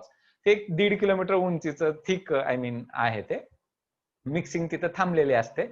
आणि याचा स्लोप इक्वेटर कडून म्हणजे विषुववृत्ताकडून त्याचा स्लोप जो आहे तो पोल्स कडे असणार ऑब्व्हियसली. आता जर हे विषुववृत्तावर उंच आहे ना 18 किलोमीटर, पोल्सवर 8च आहे, त्यामुळे स्लोप जर बघितलं तर असा असणार आहे. सिंपल. हे जसं की म्हणालोय कॉन्सेप्ट कमी आणि फॅक्ट्स जास्त याच्यामध्ये आहे. आणि it is mark by temperature inversion, म्हणजे कुठे ट्रोपोपॉज मध्ये फक्त आपण जसं जसं पृथ्वीवर ट्रोपोस्फिअर मध्ये अदरवाईज वरती जाऊ तसं टेम्परेचर कमी होतं. त्याला नॉर्मल लॅप्स रेट म्हणलं होतं. वरती गेल्यानंतर टेम्परेचर कमी होण्यापेक्षा वाढणं ह्या गोष्टीला इन्व्हर्जन म्हणलं होतं. आपण ते मध्ये कालच्या लेक्चरमध्ये मागच्या लेक्चरमध्ये पाहिलं होतं की हे टेम्परेचर इन्व्हर्जन हे व्हॅलीमध्ये होत असतं. साताऱ्याचं एक्झाम्पल दिलं होतं आपण. तर त्याच्यामध्ये ती थंड हवा खाली येऊन खाली थंड आणि वरती गरम राहते सकाळी वगैरे, त्याला टेम्परेचर इन्व्हर्जन म्हणतात. त्याच्यावर क्वेश्चन विचारेल. तर याच्यामध्ये हे झालेलं असतं ट्रोपोपॉज मध्ये, हे एक गोष्ट आहे त्याच्यामध्ये. ठीक आहे. मग ट्रोपोस्फिअर जेव्हा पहिला आपण तपांबर पाहिला ना त्याच्यामध्ये 2-4च गोष्टी इम्पॉर्टंट होत्या. एक तर सगळे वेदर फेनॉमेना याच्यात आले. ते नॉर्मल लॅप्स रेट जे आहे तर तो याला लागू पडतो. इक्वेटरवर ह्याचं कमी टेम्परेचर आहे पोल्स पेक्षा आणि त्याची उंची जी आहे ती 18 किलोमीटर इक्वेटरवर आहे, 8 किलोमीटर पोल्स वरती आहे. अवरेज ह्या दोघांचंच म्हणजे 26 डिवायडेड बाय 2 13 असं त्याचं अवरेज 13 किलोमीटर अवरेज आहे. कुठं 14-15 पण म्हणू शकतात त्याला. तर एकच पाठ केलं तरी 13 इनफ राहू शकतं. आपण आता दुसरा लेअर बघतोय. त्याला स्थितांबर आपण मराठीमध्ये म्हटलंय. त्याला नाव आहे स्ट्रॅटोस्फिअर. याचं इम्पॉर्टन्स काय, आपण ओझोन बघताना म्हणालो होतो की 25 ते 20 ते 25 किलोमीटर जास्त कॉन्सन्ट्रेशन आहे ओझोनचं, किंवा 15 किलोमीटर ते 35च्या दरम्यान. म्हणजे मग याच्यामध्ये आहे ओझोन कुठेतरी. ह्या स्ट्रॅटोस्फिअर मध्ये इतका ओझोन आहे की त्यामध्ये एक ओझोनोस्फिअर त्याला सेपरेट म्हणू पण शकतं. तेव्हा एका सिंगल मोस्ट इम्पॉर्टंट गोष्टीसाठी हा इम्पॉर्टंट आहे. एक एक बघू काय आहे ते. ट्रोपोपॉज नंतर सुरू होतो. पृथ्वीच्या पृष्ठभागापासून 50 किलोमीटर पर्यंत उंच आहे. जसं 18 संपला त्याच्यानंतर अजून पुढे, 8 संपला त्याच्या अजून पुढे.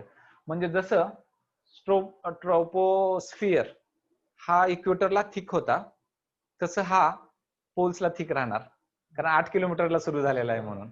सिंपल. तशा पद्धतीने लोअर पार्ट जो आहे ना ह्या स्ट्रॅटोस्फिअरचा, it is isothermal in character म्हणतात. म्हणजे काय की जसं तुम्ही स्ट्रॅटोस्फिअर सुरू झाला तर वरती गेलात ना टेम्परेचर कमी पण होत नाही जास्त पण होत नाही, म्हणजे आयसोथर्मल आहे.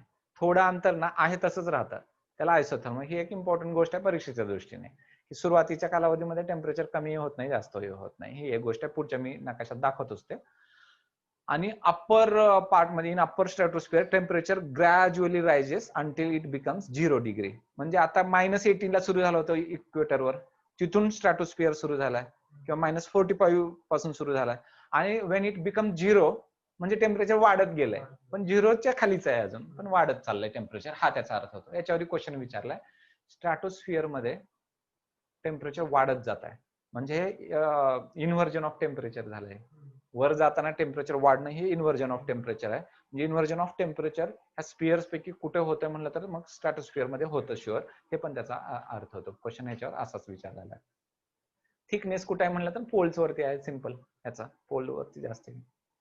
मग याच्यामध्ये थोडे काही राहिले सुहिले सिरस क्लाउड्स दिसतील.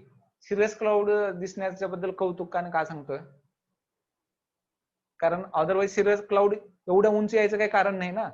क्लाउड्स येतच नाहीत, सगळे क्लाउड्स खालीच होणार. 6 किलोमीटर पर्यंत सगळे 90% हे राहतं, 10 किलोमीटर पर्यंत क्लाउड सगळे संपतात.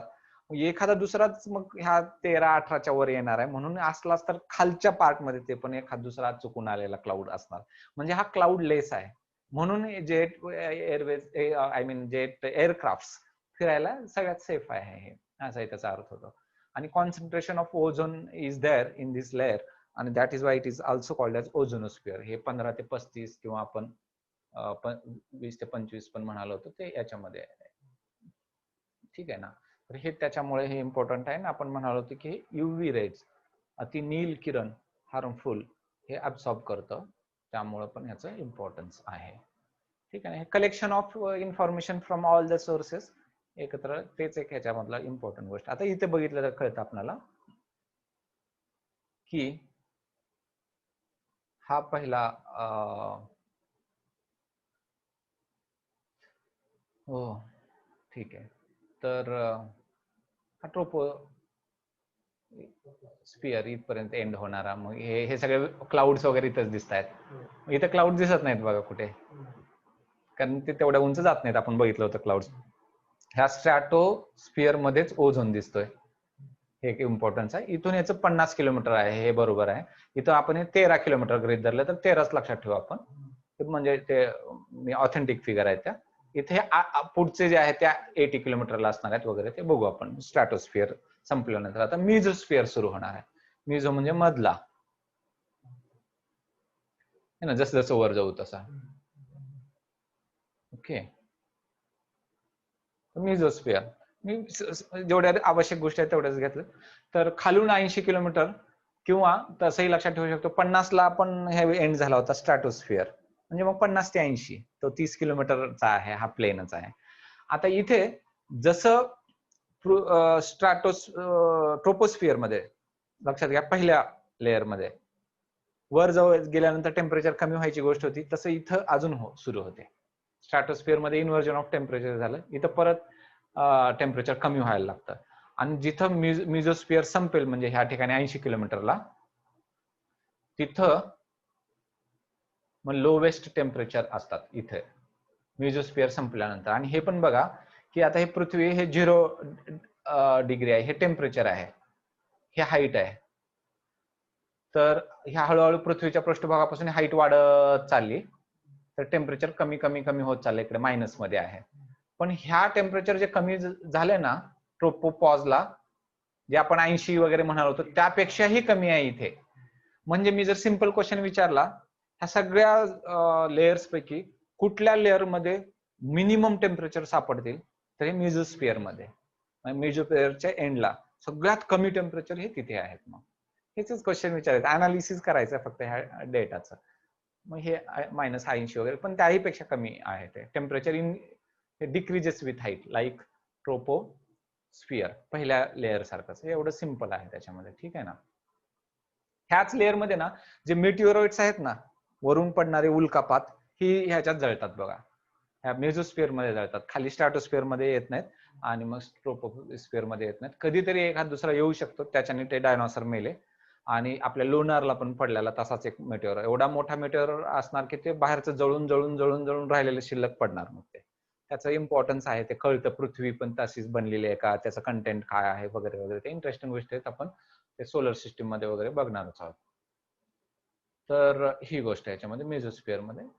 पुढचा आहे तो थर्मोस्फियर. खर तर थर्मोस्फियर मध्ये दोन गोष्टी इन्क्लूड असतात. एक आयोनोस्फियर इथे दिलेलंच आहे बघा, तर हा, आणि एक्झोस्फियर. थर्मो म्हणजे काय नाव दिलंय, टेम्परेचर आता इथून पुढे इन्क्रीज होत राहणार, हा इथून वाढत जाणार. आता सूर्याच्या दिशेने चाललोय, हे पृथ्वीचा इफेक्ट संपला, मग जसं जसं उंच जाऊ तसं हे टेम्परेचर वाढत जाणार. सिंपल गोष्ट. मग आयनोस पहिला जो आहे ना त्यातला, आता कितीला संपलं होतं आपलं मेझोस्फियर, 80ला संपलं होतं. 80 पासून 400 किलोमीटर आहे ते आयनोस्फियर असतं. कुठे 500 कुठे काय दिलं असेल, 400 लक्षात ठेवू आपण. आयनोस्फियर. आणि आयनोस्फियरच्या पुढे मग एक्झोस्फियर, मग पुढे पूर्ण शेवटपर्यंत एक्झोस्फियर असं. मग आता ह्याचं इम्पॉर्टन्स आयोनोस्फिअरचं हे आहे की एकतर 80 ते 400 किलोमीटर आहे. ह्याच्यात महत्वाचं जे आहे ते त्यातले जे पार्टिकल्स आहेत ना ते इलेक्ट्रॉनिकली चार्ज्ड पार्टिकल्स आहेत आयोनोस्फिअर मध्ये, म्हणूनच त्याला आयोनोस्फिअर नाव दिलंय. आणि केनली हेविसाइड नावाच्या सायंटिस्टने हे शोधून काढलेलं आहे, केनली हेविसाइड. म्हणून ह्याला केनली हेविसाइड लेअर पण म्हणतात, जर तुम्हाला नाव लक्षात राहिलं तर. ठीक आहे ना, वाटलं तर नाव इथे लक्षात राहायला पटकन लिहितो. स्पेलिंग मे बी एखाद दुसरा शब्द इकडे तिकडे असू शकतो, चेक करा. पण केनली हेविसाइड नावाच्या सायंटिस्टने हे शोधून काढलेलं आहे, त्या नावाने पण याला ओळखलं जातं. त्यात महत्वाचं काय प्रश्न विचारलेले काय आहे त्याच्यामध्ये, हे किलोमीटर एकदा हे लास्ट विचारलेलं आहे की रेडिओ वेव्ह जे आहेत ना त्या रिफ्लेक्ट करतं पृथ्वीवर. मग आपले रेडिओ जे चालतात ना ते ह्यावरून चालतात. इथून रेडिओवर बोलायचं आणि तिथून ते रिफ्लेक्ट केलं की मग दुसऱ्या भागात ऐकायला जातं. आणि त्याला जर छिद्र पडलेले असतील तर ते रिफ्लेक्ट होण्याऐवजी ते जातात निघून वरतीच आणि आपल्याला खरखर खरखर आवाज यायला लागतो. तर ते त्यामुळेच होतं. पण हा रेडिओ लेअर त्याच्यासाठी हा प्रसिद्ध आहे. आयनोस्फिअर सिंपल आहे असं. आणि मग फायनली एक्झोस्फिअर. मग तिथून पुढे म्हणायचं याला किती किलोमीटर काय जाऊ द्या, 400 किलोमीटर वगैरे वगैरे. त्याचे हायड्रोजन हेलियम गॅसेस इथे असतात. खरं तर जात जात एक गोष्ट सांगेन तुम्हाला, जर सहज लक्षात राहिली तर बघा. पहिले 3 लेअर होते ना, ट्रोपोस्फिअर, स्ट्रॅटोस्फिअर आणि मेझोस्फिअर. याच्यामध्ये जे गॅसेस होते ना आपले कंपोजिशन मधले, ऑक्सिजन एवढा, त्याच्यानंतर आपलं नायट्रोजन एवढा वगैरे, त्याचं प्रपोर्शन ह्या तिन्ही लेअर मध्ये सेम राहतं पहिल्या 3 लेअर मध्ये. ह्यांना म्हणून ह्या पहिल्या 3 लेअरला होमोस्फिअर म्हणतात है ना. फर्स्ट 3 ला हे म्हणजे बघा लक्षात राहील तर ह्याचं इम्पॉर्टन्स आहे त्या दृष्टीने. तर याला म्हणतात पहिले जे होते ना त्याला पहिलं होमोस्फिअर म्हणतात. आणि दुसऱ्या 2 ला लास्ट राहिलेला म्हणजे आयनो आणि एक्झोला मिळून हेटेरोस्फिअर म्हणतात. हेटेरोस्फिअर. होमो म्हणजे सेम आहेत म्हणून, आणि हेटेरो काय वेगवेगळे आहेत का, तर ह्याचं प्रपोर्शन मग पुढे सेम राहत नाही. मग इथून पुढे हायड्रोजन हेलियमच जास्त राहतं. मग खाली तर आपण बघितलं तर हायड्रोजन हेलियम म्हणजे इनफॅक्ट त्या ह्याच्या एवढंच होतं जेवढा ओझोन होता, 0.00005 किंवा 6 होते ते पण दोन्ही तसेच.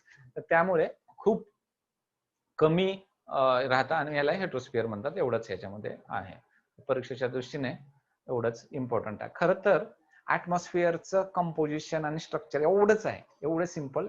याच्यावर डिफरंट क्वेश्चन, खूप सारे क्वेश्चन विचारले. आपल्याला आश्चर्य वाटतं की एवढं काही इम्पॉर्टन्स दिलं महत्वाचे टॉपिक असताना. पण there are too many questions on this topic ह्या हाफ पार्ट पर्यंत. राहिलेला हाफ आता थोडक्यात बघून मग क्वेश्चन पण होतील मला वाटतं. आता ऑलमोस्ट 1 तास झालेला आहे आपला, 3 वाजलेले आहेत पहाटेचे. दुसऱ्या दोघेही जागे आहेत अजून माझ्या समोर, त्यांना मी ऍड्रेस करून सांगतोय. ओके. तर मला वाटत नाही काही रिवाइज करायची गरज आहे. ह्या गोष्टी ज्या रेड मध्ये दिसत आहेत त्या बघितलेल्या आहेत आपण, इझिली कळते की आपण काय बघितलेलं आहे. ठीक आहे ना. प्रिव्हियस इयर क्वेश्चन आणि एकदमच फॅक्च्युअल सगळ्या गोष्टी. बघू आपण इन्सोलेशन काय. आणि पहिलं ना आपण खरं तर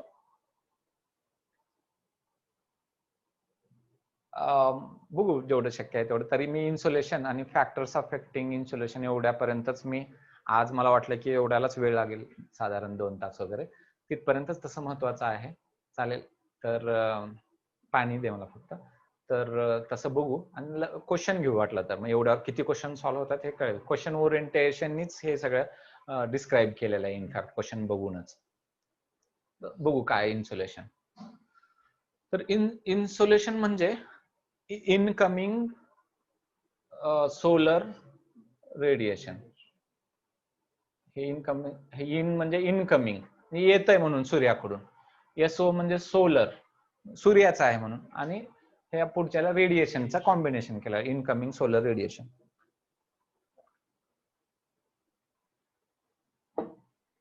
ठीक आहे. तर लक्षात घ्या, पूर्ण मी फर्स्ट लेक्चरला पण सांगितलं होतं की सगळे क्लायमॅटिक फेनॉमेना जर काय होत असेल तर त्या सूर्याच्या किरणांमुळे सुरू झालेलं आहे. एलिमेंट्स ऑफ वेदर सगळे त्याच्यावरून सुरुवात आहे. तर sun is the ultimate source of energy for everything. तिथून आलेलंच हे इम्पॉर्टंट आहे. सनचं जे सरफेस आहे सूर्य, त्याचं सरफेसचं टेम्परेचर 6000 डिग्री सेंटीग्रेड आहे. पृथ्वीच्या इंटेरियरला आपला पृथ्वीचा अवरेज टेम्परेचर हा पृथ्वीचा आपल्या 15 डिग्री आहे आता सध्या. ते मागच्या सेंचुरीमध्ये 14.5 होतं. आता अवरेज 0.5 वाढलं म्हणजे खूपच वाढलं, ते खूप जास्त झालं ते. पण any how 15 degree average temperature आहे पृथ्वीचं. मग पृथ्वीच्या अंतरंगात जर गेलो तर लास्ट जेव्हा पॉइंटला जाऊ आपण तेव्हा मॅक्झिमम टेम्परेचर असतं 5000 डिग्रीचं. तर सूर्याचं सरफेस टेम्परेचर त्याच्यापेक्षा 1000 डिग्रीने सुरू होतं, 6000 डिग्री, आणि इंटेरियरला असतं 20 lakh degree centigrade. 20 lakh degree centigrade असतं. आता सध्या तर हे हायड्रोजन कंबाईन होऊन हेलियम सुरू होऊन त्याच्यामध्ये जे एनर्जी पडते त्याच्यातून चालू आहे. पुढे चालून हे बंद होते, त्याचा प्रकाश काय वगैरे आपण पहिल्या लेक्चर सोलर सिस्टीम जेव्हा बघू तेव्हा त्याच्यामध्ये कळेल ही कसं होतं वगैरे. पण its surface temperature is 6000 degree centigrade. आणि आपले जे सूर्यापासून पृथ्वीचं अंतर आहे ते 149 मिलियन दशलक्ष किलोमीटर आहे अवरेज. त्या दिवशी आपण म्हणालो होतो दूर जे पृथ्वी जाते ते 152 मिलियन किलोमीटर जाते फिरताना, ते सूर्याभोवती फिरताना. कधी कधी जवळ असते, कधी कधी दूर असते, इक्लिप्टिक असते म्हणालो होतो. आणि जवळ जेव्हा असते ना 147 असते आणि 152 असते. तर अवरेज 149. ह्या तिन्ही फिगर इम्पॉर्टंट आहेत, किती जवळ असतं काय. पुढे येणार आहे हे. आणि याचा जो स्पीड आहे लाईटचा तो 3 लाख किलोमीटर पर सेकंड आहे. एका सेकंड मध्ये 3 लाख किलोमीटर जातो. आपण डोळे उघडेपर्यंत 3 लाख किलोमीटर गेलेला आहे. आणि तसं ह्या डिस्टन्स जर मोजलं तर 8 मिनिट लागतात. सूर्यापासून निघालेला एक किरण पृथ्वीवर पोहोचायला 8 मिनिट लागतात. म्हणजे एवढं ते डिस्टन्स आहे. पुढे अजून आपण त्या सोलर सिस्टम मध्ये बघू. मग असे मग सोलर इयर काय असतं, 1 इयर मध्ये जेवढं ट्रॅव्हल होतं तर ते काय असतं काय नाही, थोडंफार इंट्रोडक्शन मध्ये मी बोललो होतो त्या गोष्टी. तर ते पुढे बघू आपण. पण आता इथे तर हे सूर्यापासून येणारी एनर्जी बद्दल चाललेलं आहे. 1 मिनिट. ओके, ही वाचून मी एक एक गोष्ट नीट समजावून सांगतो कारण त्याची इम्पॉर्टन्स आहे. Sun emits radiant energy in the form of electromagnetic waves. ह्याचा अर्थ असा आहे की जे सूर्यापासून जी एनर्जी येते ना त्याला इलेक्ट्रोमॅग्नेटिक एनर्जी म्हणतात. आणि त्याचा अर्थ असा आहे की ते कुठल्याही मीडियम मधून ट्रॅव्हल होऊ शकते. हा, म्हणजे ते व्हॅक्यूम मधून पण ट्रॅव्हल होणार आणि कुठला मीडिया असेल म्हणजे तिथे हवा असो किंवा नसो त्याच्यामधून ते ट्रान्सफर होणार. त्याला इलेक्ट्रोमॅग्नेटिक वेव्हज किंवा एनर्जी म्हणतो. ती ते सूर्य फेकत असतो. आणि the longer waves largely absorbed by the atmosphere are called as infrared. 3 प्रकारचे येतात वरून. तर त्यातले जे लॉंग वेव्हज आहेत ना, मी आता चित्र काढून दाखवलं होतं, तर ते वरूनच ऍब्सॉर्ब करतं ऍटमॉस्फिअर, कारण ते स्ट्रॉंग नसतात ना. ऍटमॉस्फिअर करू शकतं. मग ते इन्फ्रारेड असतात तसे. म्हणजेच इन्फ्रारेड हे वीक आहेत हे पण लक्षात येईल. लॉंग वेव्हचे आहेत हे. ठीक आहे ना. शॉर्ट वेव्ह जे आहेत ते अल्ट्रा वेव्हचे शॉर्टेस्ट वेव्ह आहेत. हा, मग ते मात्र येण्याची भीती होती, जे की पुढे चालून त्या ओझोननी कंट्रोल केलेला आहे. आणि त्याच्याही पुढे आहे जे विजिबल लाईट आहे, ती मात्र पृथ्वीवर पोहोचते, जे आपल्याला ऊन दिसतं. तर ते हे आहे. ओके, तर ह्या 3 प्रकारचं आहे. ते कशामुळे होते वगैरे तेवढ्या त्या डेप्थ मध्ये पडायची गरज नाही. पण पुढे मग वेव्हलेंथची आयडिया यावी म्हणून रेडिओ वेव्हची वेव्हलेंथ आहे अशा प्रकारे. म्हणजे ह्या एवढ्या एरियात किती वेव्ह आली तर एक सुद्धा नाही रेडिओची. इन्फ्रारेड म्हणलं तर तेवढ्याच एरियात बाबा 2 वेव्हज वगैरे कव्हर झालेले आहेत. पण मग एक्सरे वगैरे बघितलं तेवढ्याच एरियात तर खूप जास्त कव्हर होतात. म्हणजे ते पॉवरफुल आहेत हा त्याचा अर्थ. मग इथं अल्ट्राव्हायोलेट इथे आहेत. म्हणजे अल्ट्राव्हायोलेट हे अजून पॉवरफुल आहेत. एक्सरे गॅमा रेज तर अजून जास्त असतात. त्याची वेव्हलेंथ इथे पुढे दाखवली आहे. हे पूर्ण एका टॉवर एवढी असते उंच, हे मानवा एवढी असते, इथे फुलपाखरा एवढे आहे, कसे काय वगैरे. हे अणुरेणूवर जातं पुढे गेल्यावर अल्ट्राव्हायोलेट वगैरे दिसणारच नाही ना हे अशा पद्धतीने. पण ते जाऊ द्या. म्हणजे एकंदरीत काय रेडिओ वेव्हज हे सगळ्यात विकेस्ट वेव्हज असणार. म्हणजे त्याला कुणी ट्रॅप करू शकणार आहे इझिली. आणि अल्ट्राव्हायोलेट वगैरेला इझिली ट्रॅप होणार नाहीत. मग ते ओझोनमुळे वाचलोत आपण, अदरवाईज ते आले असते. विजिबल लाईट बाकी आपल्याकडं ही मध्यभागी आहे, ती मात्र पृथ्वीवर आपल्या पोहोचते, हा त्याचा अर्थ आहे. ठीक आहे ना. तर आता हे गोष्ट दोन्ही इम्पॉर्टंट आहेत. ह्या पहिल्या गोष्टीमध्ये काय लिहिलंय मी अगोदर वाचतो आणि मग एक्सप्लेनेशन मराठीमध्ये देतो. If the temperature of the substance is very high then the energy radiated by this substance is also very high, which is transmitted in the form of short wave radiation. मग आता सूर्याचं temperature कमी आहे का जास्त आहे? आताच आपण बघितलं खूप जास्त आहे. मग जर खूप जास्त जर टेम्परेचर असेल तर त्याचं एनर्जी जी टाकलेली आहे ती पण खूप जास्त असणार आणि ती कशातून जाणार तर शॉर्ट वेव्ह रेडिएशन मधून जाणार. ही गोष्ट पहिल्यांदा क्लिअर. मी रिपीट नंतर करतो पण आता दुसरं वाचू अगोदर. Solar energy is radiated from the surface of the sun is transmitted in the form of short wave radiation, but the energy radiated by the earth's surface is transmitted in the form of long wave radiation. कारण पृथ्वीला स्वतःचा प्रकाशच नाही, energy पण जास्त नाही, स्वतःचा hot नाहीये, त्यामुळे याच्याकडून जाणारे जे रेडिएशन आहे ते एकदम लॉंग वेव्ह असणार आहे, वीक रेडिएशन. तर हे गोष्ट खूप क्लिअरली लक्षात ठेवा की सूर्यापासून येणारी एनर्जी ही शॉर्ट वेव्ह रेडिएशन आहे, स्ट्रॉंग आहे. पृथ्वीवरून जाणाऱ्याला टेरेस्ट्रियल म्हणतो, वीक आहे, लॉंग वेव्ह आहे. याच्यावर क्वेश्चन पुढचे सॉल्व्ह होतील. मग आता याच्यावर थोडस डेटा टाईप आहे पण याच्यात विचारलेला आहे क्वेश्चन म्हणून पण हे खूप मला इकडून तिकडून डेटा आणायला लागला पण मी थोडक्यात सांगतो. एक तर ह्या इन्सोलेशनलाच इनकमिंग सोलर रेडिएशन म्हणतात जाते, ही गोष्ट क्लिअर झालेली आपल्याला है ना. ही इनकमिंग सोलर रेडिएशन इन्सोलेशनलाच ही एक गोष्ट.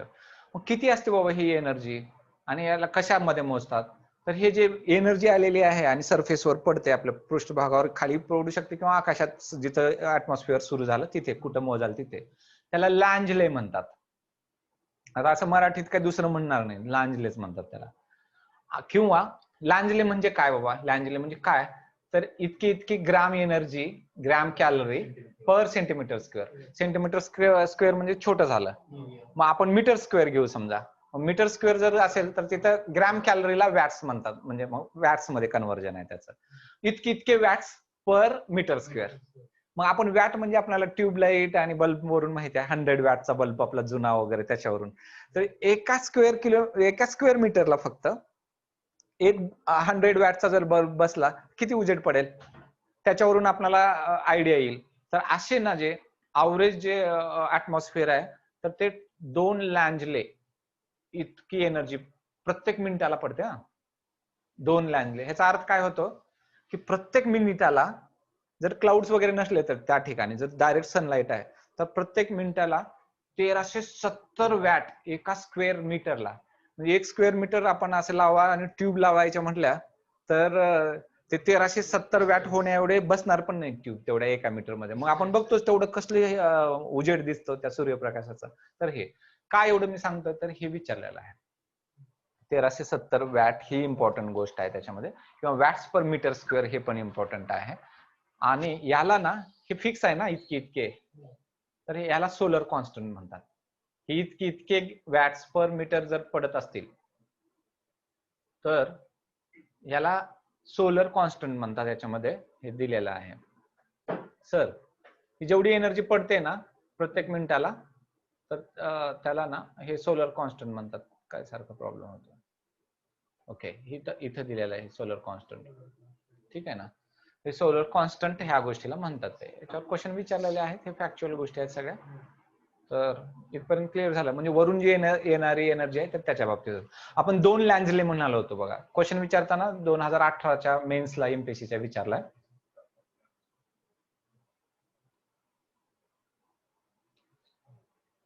आता हे 1.94 gram calories per square centimetre पाहिजे, त्यालाच आपण लॅंजले म्हणलो होतो. आणि ते इक्वल टू 2 ग्रॅम असं एवढं होतं ते. तर म्हणजे एक लॅंजले होता तो. एक लॅंजले इक्वल टू दिस एनर्जी. हा, तर हे काय आहे तर सोलर कॉन्स्टंट. हेच आहे सोलर कॉन्स्टंट. ह्याला सोलर कॉन्स्टंट म्हणतात. तिथं विचारलेलं आहे म्हणून पुढे बघू आपण अजून क्वेश्चन. पण त्या दृष्टीने ते हे केलं होतं. एक मिनिट. Okay okay. तर पृथ्वी आपण बघितलं होतं की सूर्याच्या कधीतरी जवळ असते आणि कधीतरी दूर पण असते. जेव्हा जवळ असते ना तर त्याला आपण पेरी हेलियन म्हणतो. हेलियन म्हणजे सूर्य. मग पेरी म्हणजे आपण आता पी वरून आपण हिंदीमध्ये पास, पी फॉर पास, जवळ असं लक्षात ठेवू. पी म्हणजे पास. मग पेरी हेलियन याच्या पुढे म्हटलं तर जवळचं डिस्टन्स दिलंय. ते आपण ऑलरेडी केलेलं आहे. 147 दशलक्ष किलोमीटर एवढं आहे. किंवा मग दूर मॅक्झिमम किती असते 152. हा अपिहेलियन ह्या काळामध्ये 152 असतं आणि अवरेज म्हणालो होतो की आपण 149. पण याच्यात महत्वाचं काय माहितीये का, कधी असते जवळ आपल्या पृथ्वीच्या सूर्य, म्हणजे सूर्य कधी जवळ असतो किंवा सूर्याच्या पृथ्वी कधी जवळ असते, तर प्रत्येकाचं ह्याच्या 4 जुलैला दूर असते.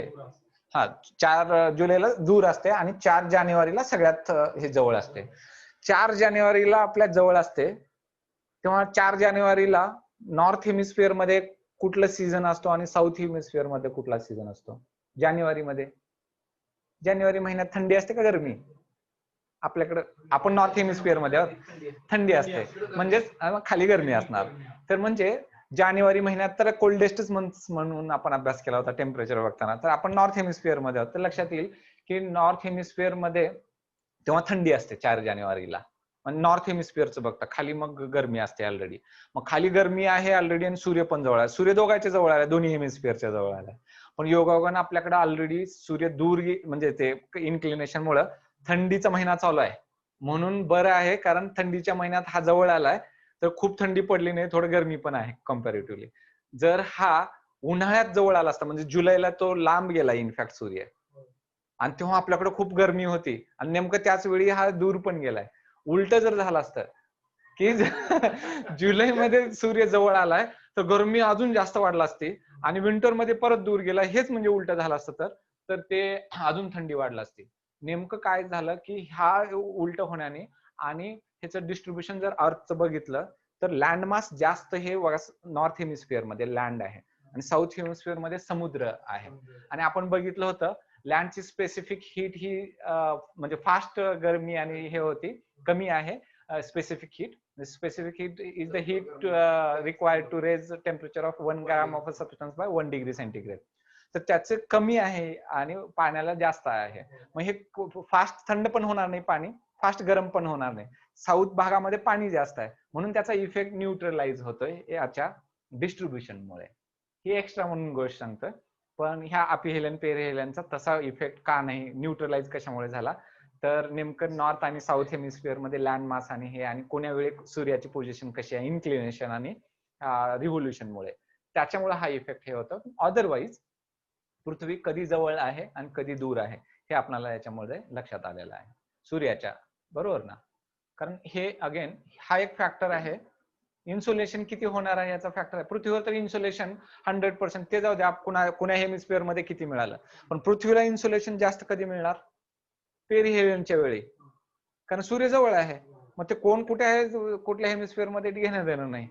मग तेव्हा जानेवारी मध्ये सगळ्यात जास्त पृथ्वी इन्सुलेशन घेते आणि जुलैमध्ये कमी इन्सुलेशन घेते. हे तरी नक्की आहे अख्ख्या पृथ्वीला मिळणाऱ्या इन्सुलेशनचा जर विचार केला तर. तर अशा प्रकारे इन्सुलेशनच्या बद्दलचं डिस्क्रिप्शन आपण पाहिलं. इनकमिंग सोलर रेडिएशन है ना, कशाला म्हणतात, सोलर कॉन्स्टंट काय, 1370 वॅट्स पर मीटर स्क्वेअर किंवा 2 ग्रॅम कॅलरीज पर सेंटीमीटर स्क्वेअर किंवा लँजलेज, हे सगळ्या गोष्टी त्याच्यामधले होत्या. परत पेरिहेलियन आणि अपिहेलियन 4 जुलै 4 जानेवारी, जानेवारी मध्ये जवळ आहे पेरिहेलियन आणि बाकीच्या वेळी दूर वगैरे, ह्या सगळ्या गोष्टी पाहिलेल्या आहेत. जे फॅक्टर्स आहेत इन्सुलेशनवर अफेक्ट करणारे, पृथ्वीवर किती प्रकाश पडणार आहे कुठल्या ठिकाणी, इन्सुलेशन माझ्या ठिकाणी, आता मला प्रॉपरली, मी कुठेतरी श्रीलंकेत राहतोय, मी कुठेतरी मॉस्कोला राहतोय, मी पोलवर राहतोय का विषुववृत्तावर राहतोय, त्याच्यानुसार मला किती इन्सुलेशन होणार आहे हे फरक पडणार आहे ना. इन्सुलेशन पृथ्वीचं सोडलं तर प्लेसेस वाईज असे कुठले कुठले फॅक्टर्स आहेत की त्याच्याने हा फरक पडेल. छत्री घेऊन गेलो तर कमी इन्सुलेशन होणार ना. मग छत्री तर नाही, पण मग क्लाउड छत्री सारखंच आहे ना. म्हणजे क्लाउडी नाईट्स किंवा क्लाउडी डेज किंवा क्लाउड जिथं आहेत तो भाग, जसे की विषुववृत्तीय भाग आहे, आणि डेझर्टचा भाग जसं ट्रॉपिक ऑफ कॅन्सर आणि कॅप्रिकॉनचा भाग आहे, तर तिथं क्लाउड्सच नाहीत कारण डेझर्ट्स आहेत तिथे, म्हणून मग तिथे इन्सुलेशन जास्त असणार. तेच कारण होतं मागच्या वेळी म्हणालो की ट्रॉपिक ऑफ कॅन्सर आणि कॅप्रिकॉन वरती सगळ्यात जास्त टेम्परेचर रेकॉर्ड होतात पृथ्वीवरचे, ना की विषुववृत्तावर. विषुववृत्तावर तर ऑल टाइम सूर्य आहे, तरीही तिथे रेकॉर्ड होत नाहीत कारण क्लाउड्स असतात ऑल द टाइम, म्हणून इन्सुलेशन खाली पोहोचत नाही तिथे. अशा तर कुठले कुठले फॅक्टर्स आहेत मग असे अजून, जसे की क्लाउड एक बघितलं आपण की जे अफेक्ट करतात इन्सुलेशनवर त्या प्लेसवर, हे बघू आपण. तर हे आहेत ते फॅक्टर्स. एक म्हणजे angle of incidence of sun's rays. सनचे रेज डायरेक्ट पडतायत असे तर इन्सुलेशन जास्त असणार, जिथं खूप तिरके पडतात तिथे कमी असणार. सिंपल, म्हणजे पुढे आहे आपण बघू.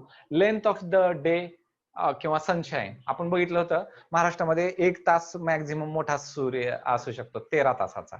पण आपण हे पण बघितलं होतं की दिल्लीपर्यंत 14 तासाचा राहतो, किंवा बीजिंगला 15 तास आहे म्हणालो होतो. मग पुढे गेलो आपण नॉर्वेला वगैरे तर अजून 18 तासाचं म्हणलं होतं, आणि त्या 66.5 आपण 24 तास, 70 अंशाला 2 महिने किंवा पुढे असा अजून वाढत गेलेला.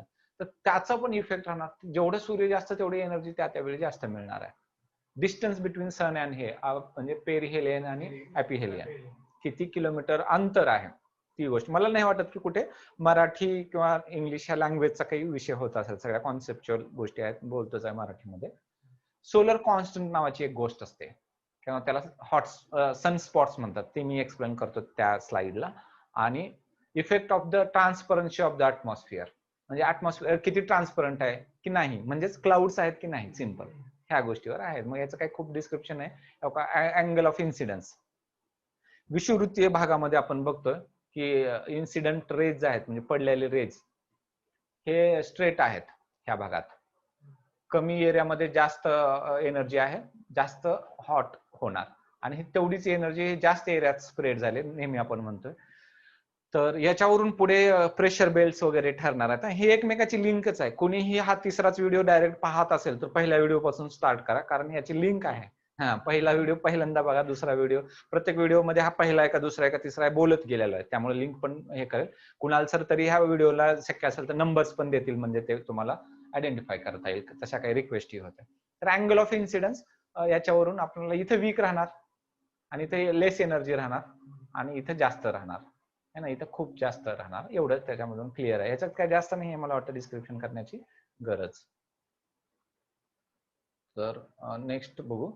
म्हणजे ह्याच्यात पण लक्षात येतं की अँगल ऑफ इन्सिडन्स हे जर खूप असे वरच्या बाजूला दिलेलं आहे, ते खूप जास्त एरिया कव्हर केलाय, तर तिथे कमी एनर्जी जाणार आणि खालच्या एरियामध्ये जास्त एनर्जी जाणार.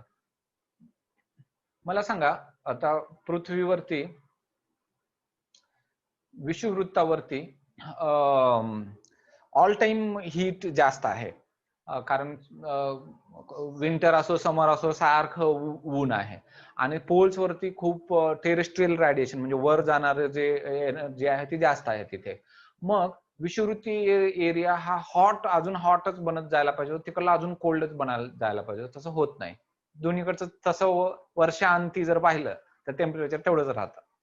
तर ते कारण त्याला 2 आहेत, म्हणजे वारे वाहणारे, इकडचं हवा तिकडे घेऊन जाणारे, आणि त्या ओशन करंट्स. तर त्याच्यामुळे हे इक्वेबल राहतं. पण याच्यावरूनच पुढे प्रेशर बेल्ट्स आणि हवा वगैरे ठरणार आहे.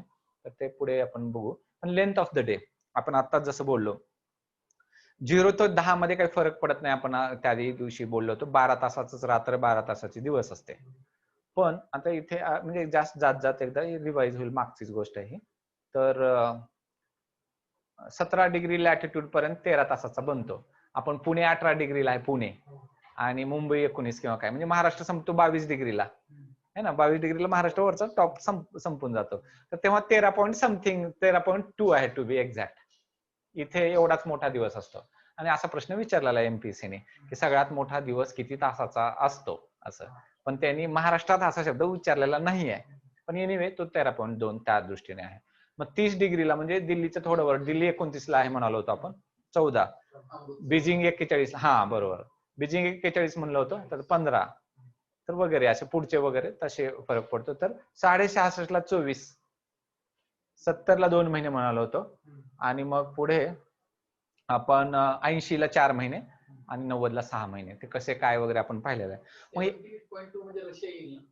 रशिया तर हा अगोदरच त्याच्या खाली, पूर्णच रशिया म्हणजे त्यावेळी तर, आणि त्याच्या खाली आहे. म्हणजे इनफॅक्ट बीजिंगच्या लाईनला रशिया सुरू होतं, म्हणजे 40-45 डिग्रीलाच, कारण वेस्ट साईडला असणार आहे. किंवा इनफॅक्ट मला वाटतं बीजिंगच्या नाही तर बघा रशिया, सॉरी मला वाटतं हे लॅटिट्यूड आता इथे दिसत नाही, पण मे बी 50 डिग्री 50 40 आहे इथे. एक मिनिट, 40 ऑनवर्ड्स आहे, बरोबर. रशिया 40 ला आहे, म्हणजे आपण 15 तासाचा म्हणतो. रशिया मग खूपच म्हणजे लॅटिट्यूड वाईज पण आणि लॉन्जिट्यूड वाईज पण हा, तो ऑलमोस्ट मग तो तर 80च्या आसपास आहेच तिथे. तर म्हणजे वेगवेगळे तिथे टाइम हे तास जे आहेत दिवसाचे ते वेगवेगळे आहेत. कोल्ड पण पार्ट आहे तो रशियाचा सगळाच. तिकडे कोण राहत पण नाही. सायबेरिया म्हणतात त्याला ईस्टर्न रशियामध्ये. तर खूपच कोल्ड असल्यामुळे आपण आताच बघितलं डिस्टन्स बिटवीन सन अँड अर्थ. तर हे डेफिनेटली पुण्याला हेमिस्फिअर मध्ये काय होईल हा भाग वेगळा सोडला तरी हे पेरिहेलेनच्या वेळी जास्त एनर्जी मिळणार आहे पृथ्वीला. 147 मिलियन किलोमीटर जेव्हा आहे ते. आपण काय बघतो हे फॅक्टर सगळे की इन्सुलेशनवर परिणाम करणारे घटक म्हणून बघतो वेगवेगळे कोणते ते. आणि फायनली सोलर कॉन्स्टंट किंवा सनस्पॉट. काय होतं सूर्यामध्ये एक साधारण 11 वर्षाच्या वगैरे गॅपने, एक्झॅक्ट 11 नाही मागे पुढे होतं पण 11च्या अवरेजने मध्ये सूर्याची जी एनर्जी आहे ना ही अचानकच वाढते असं. आणि वाढल्यानंतर मग आता ह्या चित्रामध्ये जसं दिसतंय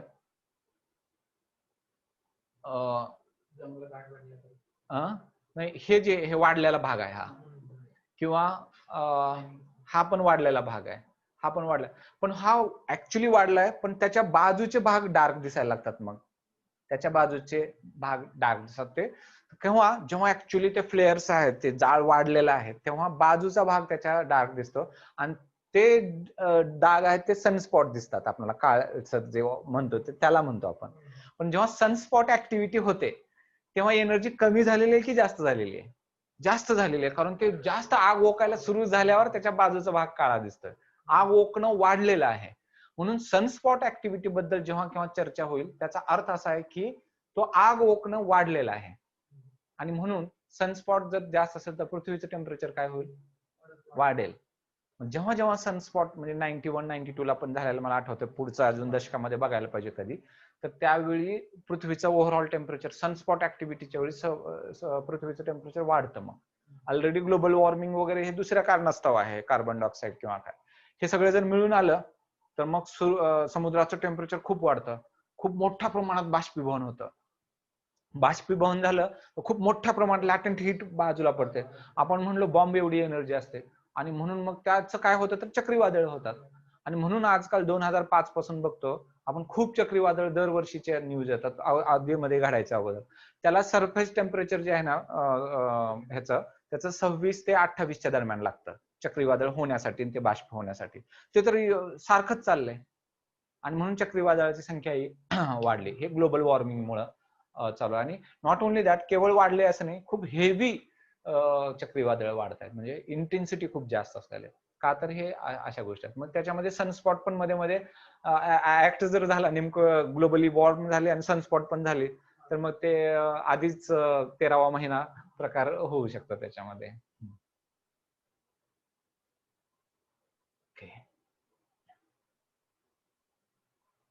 आणि फायनली ट्रान्सपरन्सी ऑफ ऍटमॉस्फिअर. जर क्लाउड्स असतील तर कमी एनर्जी खाली येईल, क्लाउड जर नसतील तर जास्त एनर्जी येईल. कारण क्लाउड्स वरून ते ऍब्सॉर्ब पण होतं, रिफ्लेक्ट पण होतं. आपण विमानातून बघतो तर क्लाउड्स एकदम कापसासारखा पांढरा शुभ्र राहतो, मग सनलाईट जर आली तर रिफ्लेक्ट होऊन जाते. जेवढं पांढरे असतात ना ढग तेवढंच सनलाईट रिफ्लेक्ट होऊन जाते. आणि जर काळे असले तर थोडं ऍब्सॉर्ब करतात. काळे हे खालून दिसतात, कधी वरून पांढरेच दिसतात, कारण त्याच्या रिफ्लेक्शनशी संबंधातला आहे. कारण खालून सूर्यकिरण हे झालेले ऑब्स्ट्रक्ट झालेले असतात म्हणून काळे, वरून ऑब्स्ट्रक्टच होत नाहीत म्हणून सगळंच पांढरं दिसणार. तर अशा प्रकारे आपण ह्या गोष्टी पाहिलेल्या आहेत.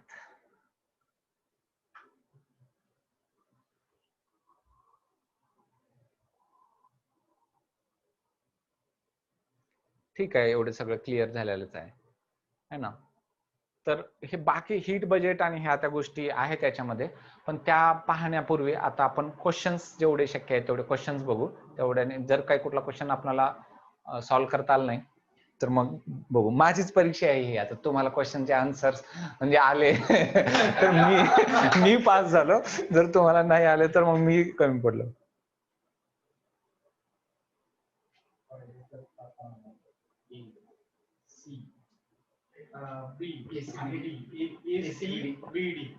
तर सापडलं म्हणजे जे आहे ते. आता तुम्हाला मी तर आन्सर सांगणार नाही, तुम्हाला नाही आलं तरी सर्च करा. तर कोणतं ट्रोपोस्फिअर आहे, कोणतं हे आहे ते कळलेलं.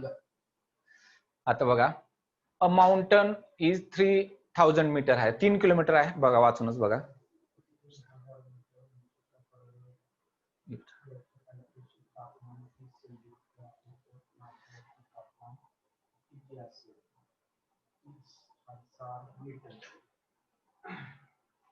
याचं चार्जिंग सुरू नाही वाटतं. पठाण 3 किलोमीटरचं हे चार्जिंगला 3 किलोमीटरचं आहे सर. तर खाली 30 डिग्री टेम्परेचर आहे. टॉपला किती राहील? प्रत्येक किलोमीटरला किती कमी होत आहे? लॅप्स रेट कितीचा आहे? एका किलोमीटरला किती डिग्री कमी होतं? नाही, 165 मीटरला 1 डिग्री सेंटीग्रेड कमी होणार होतं. 1 किलोमीटरला 6.5 डिग्री कमी होतं. मग 2 किलोमीटरला, बरं 3 किलोमीटरला डायरेक्ट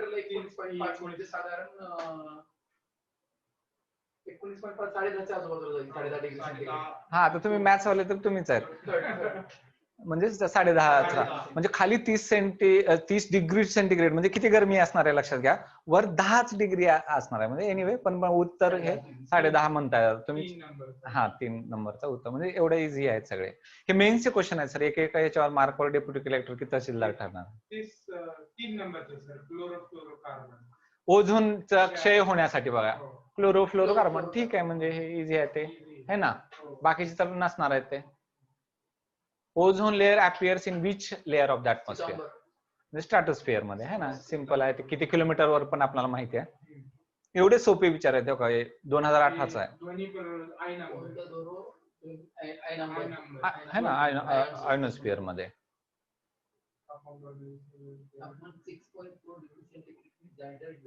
हे 4 नंबर सर. 100 1 किलोमीटरला. काय वाटतं ऑटोमॅट सर? ट्रोपोस्फिअर मध्ये म्हणजे पहिल्या लेअर मध्ये. 6.4 म्हणजे 1000 किलोमीटर म्हणजे 1 किलोमीटरला. आपण म्हणलं होतं 6.5 म्हणलं होतं, तेच म्हणजे 6.4 म्हणजे 1 किलोमीटर. चौथं है ना. मेन्स आहेत सगळे क्वेश्चन सर. एवढं सोपं चाललंय एमपीसी. आता आपला झालेला क्वेश्चन म्हणजे इथे एनर्जी म्हणून बघता येईल असं. Green house gases.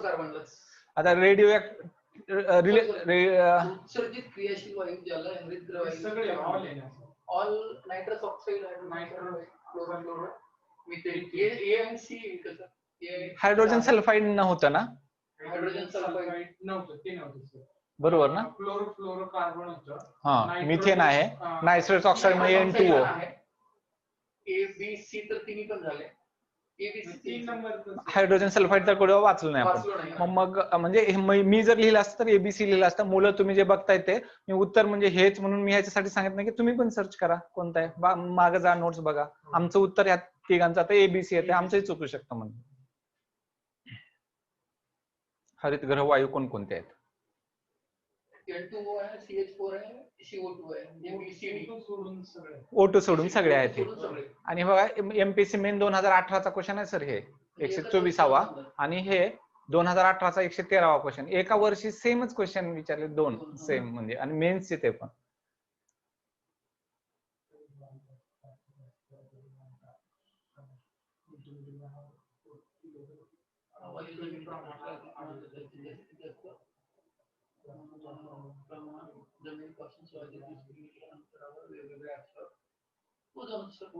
ओझोन आहे 16 ते 30च्या दरम्यान 35. काय ते किलोमीटर इकडे तिकडे होईल. पण एवढं सिंपल त्याचं एक्सप्लेनेशन आहे. आता हे तर ठीक आहे, आपण बोलून म्हणजे त्या दृष्टीनेच बोललो. तर 1985ला पहिल्यांदा ते लक्षात आलं, प्रीला विचारलेलं आहे ते. हा.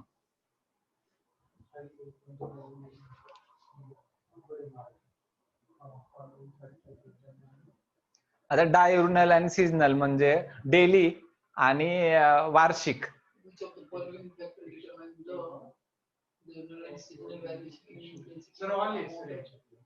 सोलर रेडिएशन कधी कधी. हा, आता इन्क्लिनेशन ऑफ अर्थ ऍक्सिस हे आहे. लेंथ ऑफ द डे आहे. क्लाउड आहेत का नाही. आणि angle of inclination of sun rays. तर all of the above.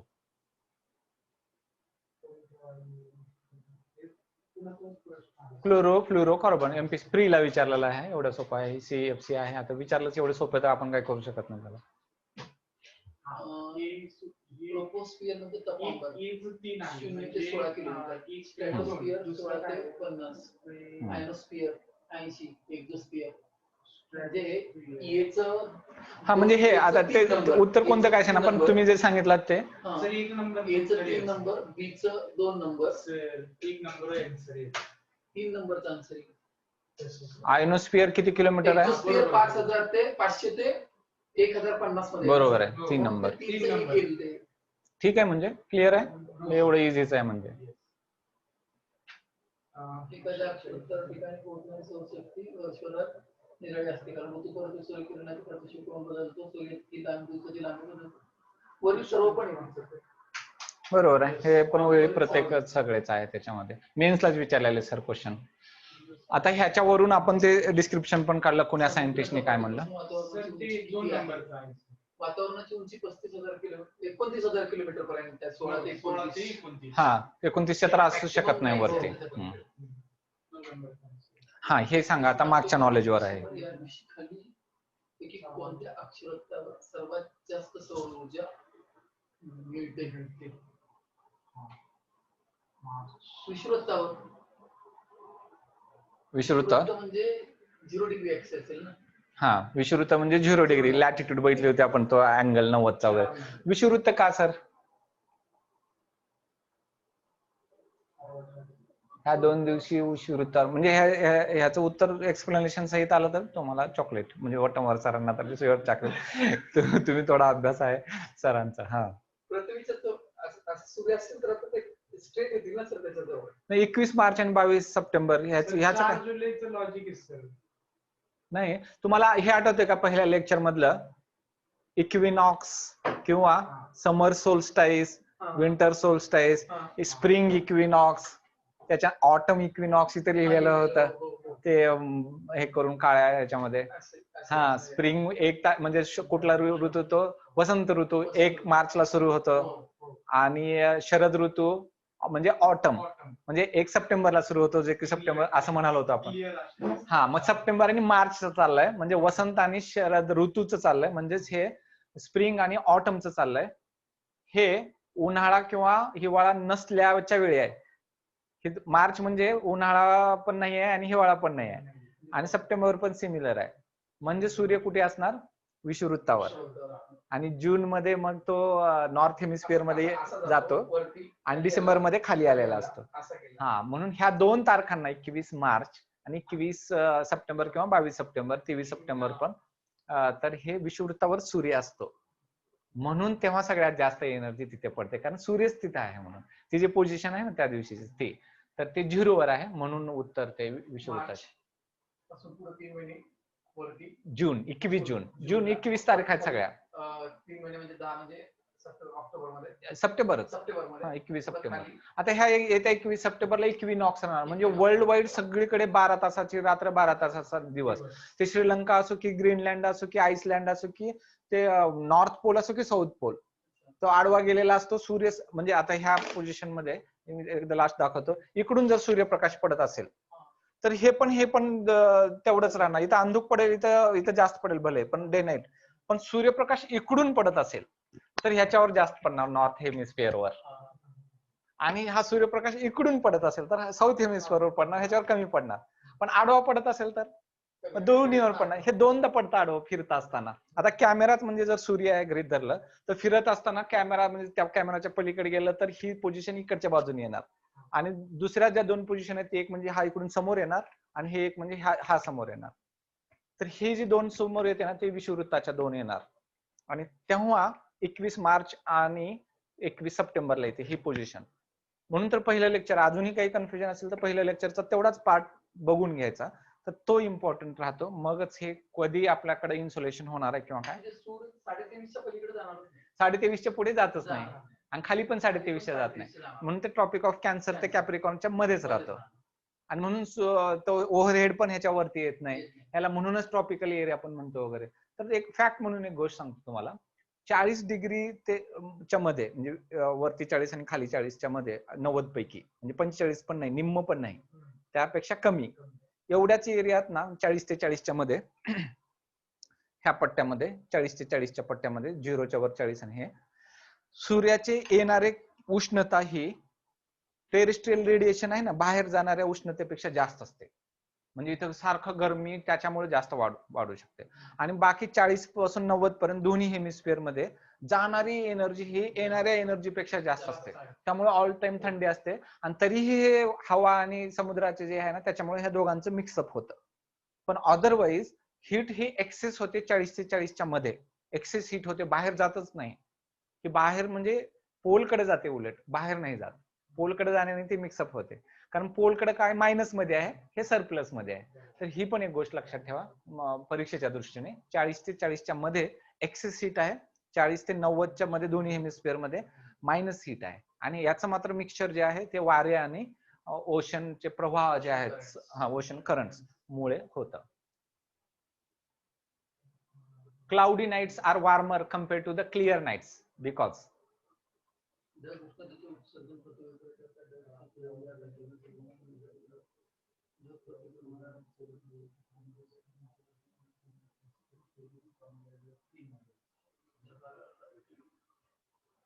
Cloud prevents escaping the heat, the radiation from the earth.